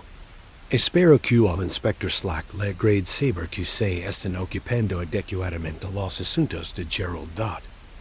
La cara de Sally palideció al oír mencionar al inspector. Oh, yo, no se me había ocurrido decírselo. Es un asunto sin importancia. La verdad, la señorita Marple le dio la cabeza con la expresión curiosa de quien ha notado un inconsistencia interesante. Pero, querida, la cosa sigue salada como escena del crimen? No habría pensado que se permitiera entrar en ella sin permiso oficial. La pregunta flotaba en el aire entre ellas, while la señorita Marple observaba con creciente interés como Sally se esforzaba por formular una respuesta. La evidente angustia de la joven revelaba mucho más de lo que cualquier interrogatorio directo podría haber logrado.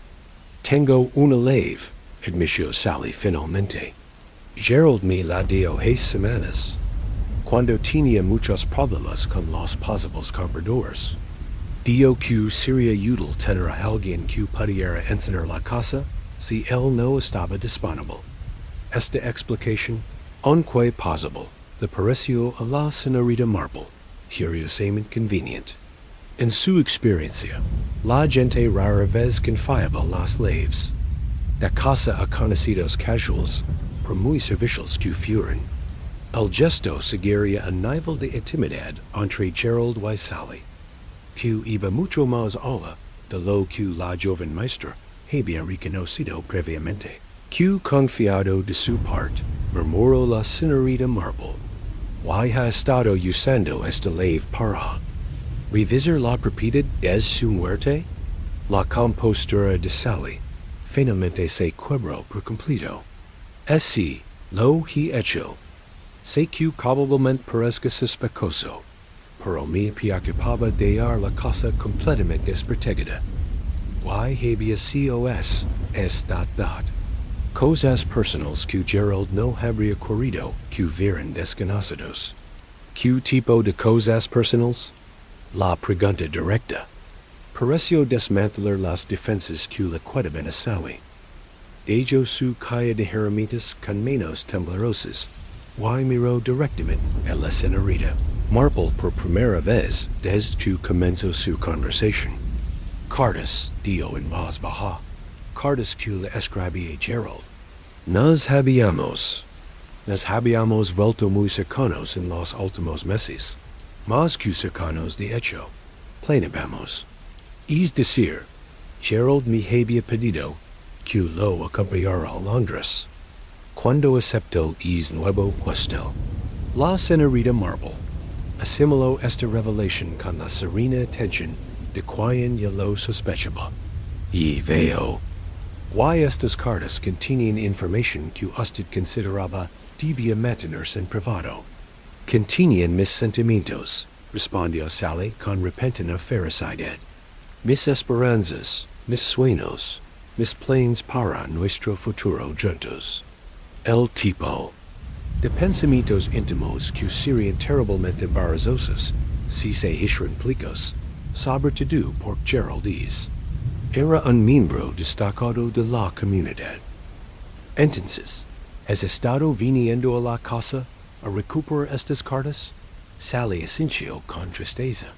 Encontró la mayoría escondidos en su habitación.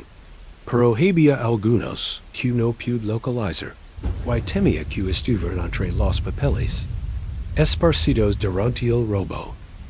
A la señorita Marple, esta explicación le resultó conmovedora y reveladora.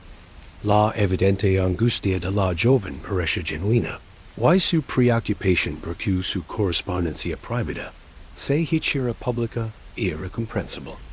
Pero había aspectos de su historia que no concordaban del todo con la información que la señorita Marple había recopilado. Corrido, dio con dulzura. Cuando estuviste en casa ayer, ¿notaste algo inusual? Algo que pudiera indicar. ¿Quién entró o que buscaban? La expresión de Sally se tornó cautelosa. No realmente. El lugar estaba tan desordenado que era difícil saber que se habían lavado. Aunque, dudando si continuar o no. Sí, había algo extraño en el estudio del tío de Gerald. Quien que lo registrara, parece saber exactamente dónde buscar. Había ido directo al compartimento, oculto detrás de la estantería, como si supiera que estaba allí. Este tal le pareció muy significativo a la señorita Marple. Un compartimento oculto? Como lo sabe? Sally se sonrió. Gerald me lo enseñó. Hace varias semanas. Estaba bastante entusiasmado, la verdad. Dio que su tío lo había usado para ocultar documentos importantes y que algunos de ellos podrían ser lo suficientemente valiosos como para ayudarlo a resolver sus dificultades financieras. Las piezas del rompecabezas empezaban a encajar en la mente de la señorita Marple. Los problemas financieros de Gerald, su contacto sistemático con varios aldeanos sobre sus documentos heredados, su entusiasmo por los documentos ocultos, y ahora la revelación de que alguien más conoce el compartimento secreto. Todos estos elementos sugerían un motivo de asesinato mucho más complejo de lo que el inspector Slack había considerado. Sally, dio la señorita Marple con cuidado. Le mencionó Gerald quién más podría saber de este compartimento oculto. La cara de la joven palideció. El dio que su tío se lo había mencionado a varias personas a lo largo de los años. Personas que habían hecho negocios con él, o a quienes les habían confiado otros secretos familiares. Hizo una pausa y añadió en un susurro. Pensó que ese podría ser la razón por la que alguien estaba tan interesado en comprar la casa. No por la propiedad en sí, sino por lo que pudiera esconderse dentro. La señorita Marple sintió el familiar escalofrío que se produce cuando todas las piezas de un complejo rompecabezas se alineaban de repente en una imagen clara. Gerald no había sido asesinado en un momento de pasión ni durante un simple robo. Lo había asesinado alguien que conoce los secretos de su tío, y no podía permitirse que se revele la pregunta. Ahora sí es alguien seguía observando, esperando la oportunidad de recuperar los documentos que permanecen ocultos. En Hillcrest House, Y.C. Sally Devonshire, con su inocente misión de recuperar cartas de amor, se había puesto sin querer en peligro de muerte. Como convocado por sus pensamientos, el sonido de pasos sobre la grava anunció la llegada de otro visitante a la escena del crimen, supuestamente salada. La señorita Marple se giró y vio una figura familiar acercándose con el paso seguro de quien tenía todo el derecho a estar. Ali. El enfrentamiento final estaba a punto de comenzar y la señorita Marple se dio cuenta con claridad cristalina de que estaba mirando al asesino de Gerald Ashworth. Dr. Haydock dio la señorita Marple con perfecta serenidad, aunque sus ojos azul pálido se habían agudizado con la intensidad del hilo invernal. Que inesperado encontrarla aquí. Espero que no haya habido otra emergencia médica. El médico del pueblo se detuvo al ver a las dos mujeres, con su maletín en una mano, y lo que parece una pequeña palanca en la otra. Por un instante, su máscara profesional se desvaneció, revelando algo calculador, y desesperado DEBAJ ogat señorita Marple, señorita Devonshire. Podría haceros la misma pregunta. Esto sigue siendo oficialmente la escena de un crimen. ¿Saben? Sally dio un paso al frente, agarrando su calle de herramientas a la defensiva. Solo estaba recuperando algunas pertenencias. Gerald me había pedido prestados algunos de mis materiales de enseñanza. La mirada del Dr. Haydock se movió rápidamente entre las dos mujeres, evaluando claramente la situación. La señorita Marple notó que no hizo admin de soltar la palanca, y que la sujetaba con más fuerza en lugar de floyarla. Ya veo. Why usted, señorita Marple? No estará aquí también para recuperar objetos prestados. Oh no, doctor. En realidad vine aquí a pensar. Vera, he estado intentando comprender que le pasó exactamente al pobre Gerald. Why me di cuenta de que la clave de todo el misterio podría estar aquí. En esta casidad la expresión del Dr. Haydock se tornó cautelosa. La policía ya ha realizado una investigación exhaustiva. No sé qué espera descubrir que hayan pasado por alto. Bueno, y eso se trata. Dio la señorita Marple con tono informal, sentándose en un banco del jardín, como si simplemente disfrutara de una agradable charla matutina. No creo que se les haya escapado nada. Creo que simplemente han malinterpretado lo que encontraron. Sally parece confundida.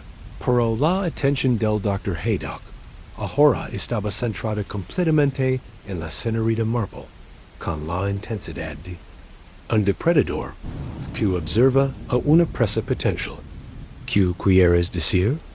Quiero decir que la muerte de Gerald no fue un crimen pasional cometido por la Sra Fletcher, como cree el inspector Slack, ni fue un simple accidente, como todos supusimos. Inicialmente, fue un asesinato cuidadosamente planeado, cometido por alguien que conoce los secretos del viejo señor Ashworth. Why no podía permitirse que salieran a las. El tono de la señorita Marple siguió siendo agradablemente conversational. Pero, Sally, había comenzado a aliarse del Dr. Haydock con la cautela instintiva de alguien que percibe el peligro. Además, continuó la señorita Marple, lo cometió alguien que tenía motivos legítimos para estar en la casa. Alguien cuya presencia no resultaría sospechosa, o alguien que podía influir en la evaluación inicial de la muerte de Gerald. Los nudilos del Dr. Haydock estaban blancos alrededor del mango de la palanca. Y esa es una acusación muy grave, señorita Marple. Espero que tenga pruebas que respalden tal teoría. Sí, claro que sí.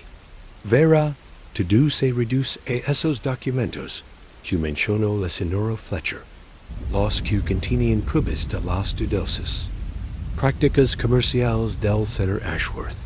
Gerald estaba entusiasmado con ellos, por creía que podrían ayudarlo a combatir los desafíos a su herencia. Pero usted les tenía terror por la misma razón. Sally miraba al Dr. Haydock con creciente horror. ¿De qué está hablando? La señorita Marple respondió con suavidad, sin apartar la vista del doctor. El Dr. Haydock fue socio del viejo señor Ashworth en varias de esas empresas questionables. Las tramas de evasión fiscal, las transacciones inmobiliarias que rozaban la legalidad. Todo se hizo con pericia médica para ocultar su verdadera naturaleza. Eso es imposible, protestó Sally. El Dr. Haydock es uno de los hombres más respetados del pueblo. Precisamente por eso era tan valioso para el señor Ashworth, respondió la señorita Marple. ¿Quién sospecharía que un médico de cabecera de confianza estuviera involucrado en un fraud financiero? Pero cuando Gerald empezó a hablar de revelar los secretos de su tío, el Dr. Haydock se dio cuenta de que su propia participación saldría inevitablemente a la luz. El Dr. Haydock había dejado de fingir. La máscara afable había desaparecido por completo, reemplazada por un frío cálculo. Muy astuta, señorita Marple. Pero probar la teoría y probar la culpabilidad son dos cosas completamente distintas. ¿De verdad? Vimos. Sabías de la reunión entre Gerald y la Sra Fletcher, porque Gerald te pidió consejo sobre las implicaciones legales de los documentos. Llegas temprano a la casa, antes que la Sra Fletcher, y esperas de arriba a que llegara. Gerald. La vaz de la señorita Marple se mantuvo firme, a pesar de la creciente amenaza en la postura del Dr. Haydock. Cuando se acercó y mostró a Lasra Fletcher el compartimento oculto que Sally acaba de mencionar, usted lo confrontó. Quizás intentó razonar con él, convencerlo de que exponer los documentos perjudicaría a personas inocentes. Pero Gerald estaba desesperado por dinero, y decidido a lucrar por su herencia. Así que lo empujaste por las escaleras, susurró. Sally, mientras comprendía finalmente el horror de la situación, más que eso, dijo la señorita Marple en voz baja. Primero le rompió el cuello para asegurarse de que no sobreviviera a la caída. Por eso le pareció extraña la posición del cuerpo, doctor. Lo dispuso para que pareciera una caída accidental, pero no logró replicar con exactitud el caos natural de una caída real por las escaleras. El Dr. Haydock levantó ligeramente la palanca. No puede probar nada de esto. No puedo. Verás, cometiste varios errores. Primero, ofreciste información sobre que los zapatos de Gerald no eran aptos para superficies polidas, con la esperanza de apoyar la teoría del accidente. Pero sabías que las escaleras no estaban polidas, por ti mismo habías estado en la casa. Sally retrocedía lentamente, pero el Dr. Haydock le bloqueó el paso hacia la puerta principal. En segundo lugar, usted fue quien sugirió que el cronograma de Lasra Fletcher era inconsistent, intentando levantar sospechas sobre ella. Pero su propio cronograma no resiste el escrutinio. Afirmó que haría visitas a domicilio ayer por la tarde, pero Lasra Clement mencionó que había prometido juzgar los arreglos florales en la fiesta, un compromiso que abandonó sin dar explicaciones. La señorita Marple se levantó del banco, con movimientos cuidadosos pero decididos. Y lo más incriminatorio de todo es que sabías exactamente dónde buscar durante el robo de anoche. Fuiste directo al compartimento oculto, porque fuiste quien ayudó al viejo señor Ashworth a instalarlo a secos, cuando ambos eran jóvenes. Y planeaban lo que creían eran astutos planes para evadir los impuestos que les correspondían. Pero no encontrés todos los documentos, ¿verdad? Dios sale de repente, con una expresión de comprensión en su rostro. Por eso estás aquí ahora, con herramientas. Sigues buscando pruebas que pueden enmascarar la compostura del Dr. Haydock. Finalmente, se quebró por completo. 40 ecos sirviendo a esta comunidad. 40 ecos de dedicación y servicio, y todo se arruinaría por la paranoia de algún anciano y las maquinaciones de su codicioso sobrino. Levantó la palanca, amenazadoramente. No permitir que eso pase. No permitir que mi reputación, que destruida por personas que no comprenden las complejidades de dirigir una consulta médica en una comunidad pequeña. La señorita Marple dio un paso al frente, colocándose entre el Dr. Haydock y Sally. Pero ya es demasiado tarde, doctor. Puede que el inspector Slack no sea el investigador más perspicaz, pero no es estúpido. La evidencia está ahí para cualquiera que la examine con suficiente atención, y su comportamiento estos últimos días solo la ha hecho en más evidente. ¿Qué pruebas? Preguntó el Dr. Haydock. La evaluación médica de las lesiones de Gerald, por ejemplo. Usted las declaró compatibles con una caída, pero otro médico notaría las inconsistencias que intentó ocultar. El ángulo anormal de la fractura de cuello, la ausencia de herdas defensivas, que cabría esperar si alguien intentara amortiguar la caída, la voz de la señorita Marple se alzó. Más importante aún, se ha apresurado demasiado a dirigir sospechas hacia Señora Fletcher, evitando cualquier examen serio de las pruebas médicas. Es comportamiento le parecerá muy sospechoso a un investigador competente. Sally se dirigió lentamente hacia la casa durante este intercambio, y ahora corrió repentinamente hacia la puerta principal. El Dr. Haydock se abalanzó sobre ella, pero la señorita Marple se interpuso deliberadamente en su camino. No si tanto, doctor. La violencia solo empeorará su situación en dot, la miró fijamente, con la palanca en alto, y por un instante, el resultado estuvo en suspenso. Entonces, desde el pueblo, llegó el sonido del motor de un automóvil subiendo la colina dot la llegada del inspector Slack fue, por una vez, perfectamente sincronizada. Al tomar su coche la última curva, el Dr. Haydock pareció desinflarse. Como un globo pinchado, la palanca se le cayó de las manos, inerts, y se desplomó en el banco del jardín, que la señorita Marple había dejado libre hacia poco. No se suponía que pasara así, dijo en voz baja. Se suponía que Gerald era razonable. Lo ofrecía ayuda con sus problemas financieros, para encontrar otras maneras de asegurar su herencia. Pero estaba obsesionado con esos malditos documentos. Inspector Slack se acercó con cautela, claramente confundido por la escena, pero lo suficientemente profesional como para reconocer una confesión cuando la escuchó. Dr. Haydock, debo advertirlo que cualquier cosa que diga. Ahorrese sus precautions, Inspector, respondió el doctor con cansancio. La señorita Marple ha explicado el caso con bastante detalle.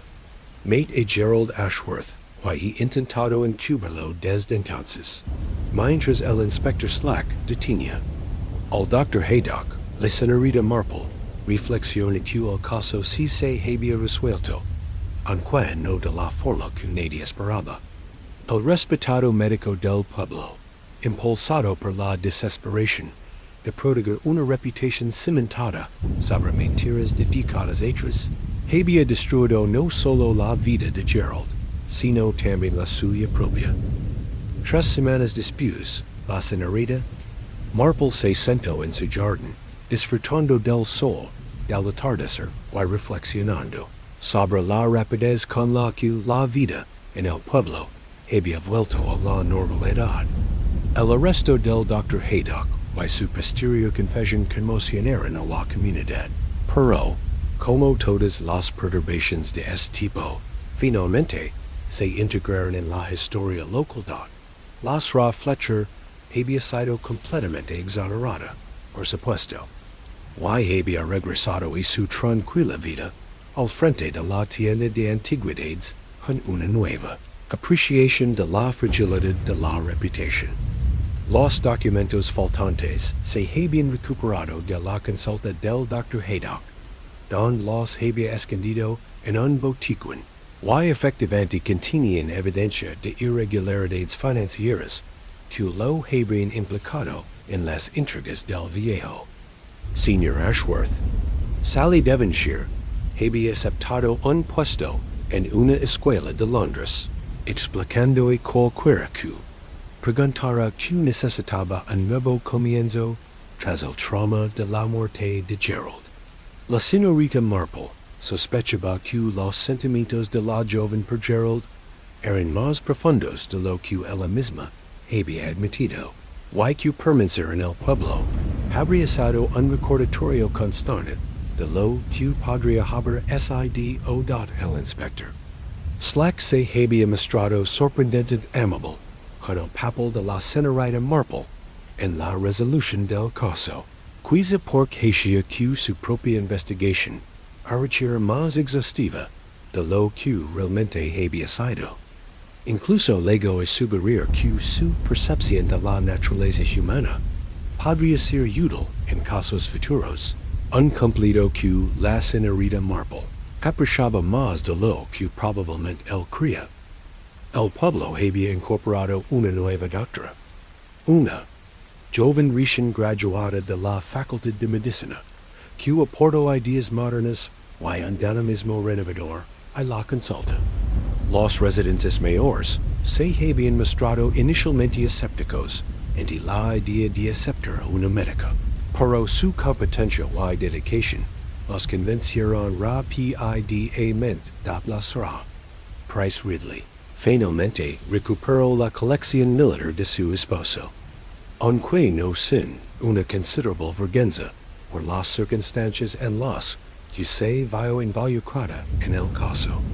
Decidió donar las piezas más valiosas en museo militar en lugar de arriesgarse a futuras complications derivadas de ventas privadas.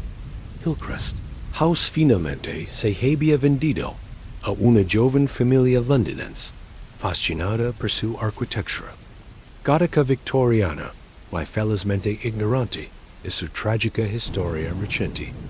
Se habían lanzado a la restauración con el entusiasmo de quienes ven cada cornisa desmoronada y cada tabla del suelo deformada como un rito encantador, no como un problema costoso.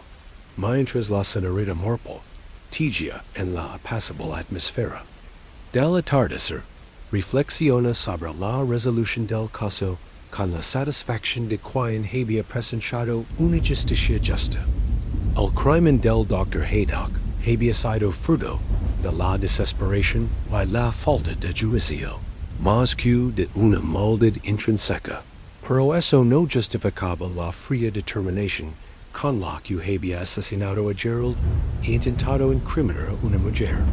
Inocente de la tragedia, pensó, few que nada de eso había sido necesario. Las irregularidades financieras que el Dr. Haydock se había desesperado por ocultar tenían décadas de antigüedad y eran relativamente menores según los estándares modernos. Una confesión franca y una oferta de restitución probablemente habrían resultado en una censura profesional en lugar de un proceso penal. Pero el orgullo y el miedo lo llevaron a gravar viejos errores con nuevos crímenes, distrayendo finalmente todo lo que había intentado proteger. Few, reflexiona Miss Marple, una ilustración perfecta de la tendencia humana a empeorar los males. Situaciones mediante el engaño y la violencia, cuando la honestidad y la humildad podrían haber ofrecido un camino hacia la redención. El sonido de pasos que se acercaban interrumpió sus reflexiones. Levantó la vista y vio al reverendo Clement subiendo por el sendero de su jardín, con lo que parece un pequeño ramo de flores. Buenas noches, señorita Marple. Espero que no le moleste mi visita, pero quería agradecer nuevamente su contribución para resolver este terrible asunto. Dejó a un lado su labor de punto y sonrió cálidamente. Para nada, vicario. ¿Qué detalle de su parte traer flores? ¿Quiere sentarse? Estaba reflexionando sobre la paz con la que todo ha vuelto a la normalidad. En efecto, Asensio, acomodándose en la silla ofrecida, aunque debo confesar que toda esta experiencia me ha dejado bastante conmocionado. Pensar que alguien en quien todos confiábamos tan ciegamente fuera capaz de semejante engaño es inquietante, coincidió la señorita Marple. Pero he descubierto que la mayoría de la gente es fundamentalmente decente, incluso cuando comete errores terribles. El Dr. Haydock sirvió fielmente a esta comunidad durante 40 años antes de que su pasado lo alcanzara. Y servicio no quedó anulado por sus últimos actos desesperados. El reverendo Clement pareció pensativo, una visión caritativa y probablemente la correcta. he estado luchando con cómo abordar sus acciones en mis sermones dominicals. Cómo reconocer la gravedad de sus crimes y, al mismo tiempo, mantener la compasión por su fragilidad humana. Quizás sugirió la señorita Marple, con suavidad.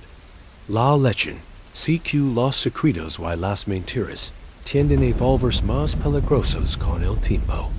Lo que pudo haber sido un escándalo menor en la juventud del Dr. Haydock se convirtió en motivo de asesinato de cada después.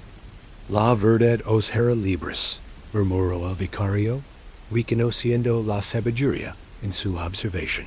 Exactamente. Aunque a veces el precio de la libertad parece más alto de lo que la gente está dispuesta a pagar. Se sentaron en un cómodo silencio.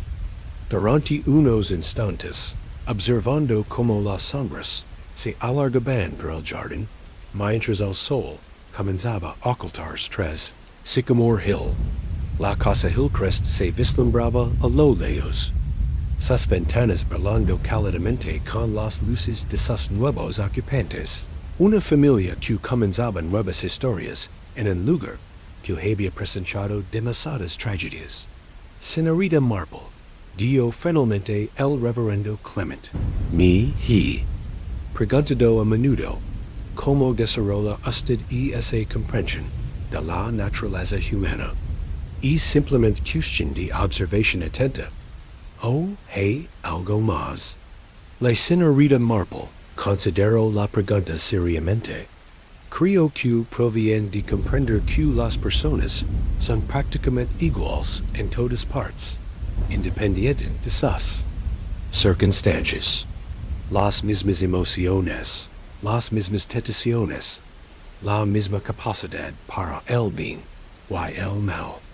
Una vez que se acepta eso, resulta más fácil ver más allá de las apariencias superficiales que todos mantenemos. Why no tienes miedo de lo que puedes descubrir?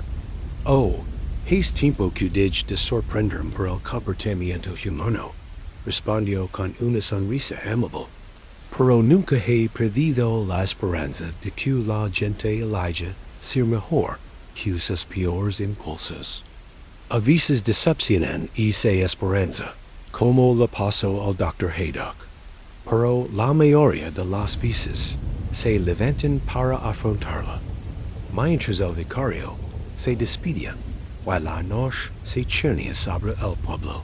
La señorita Marple reflexiona que este caso había enseñado importantes lecciones sobre los peligros de los secretos ocultos y el precio del engaño.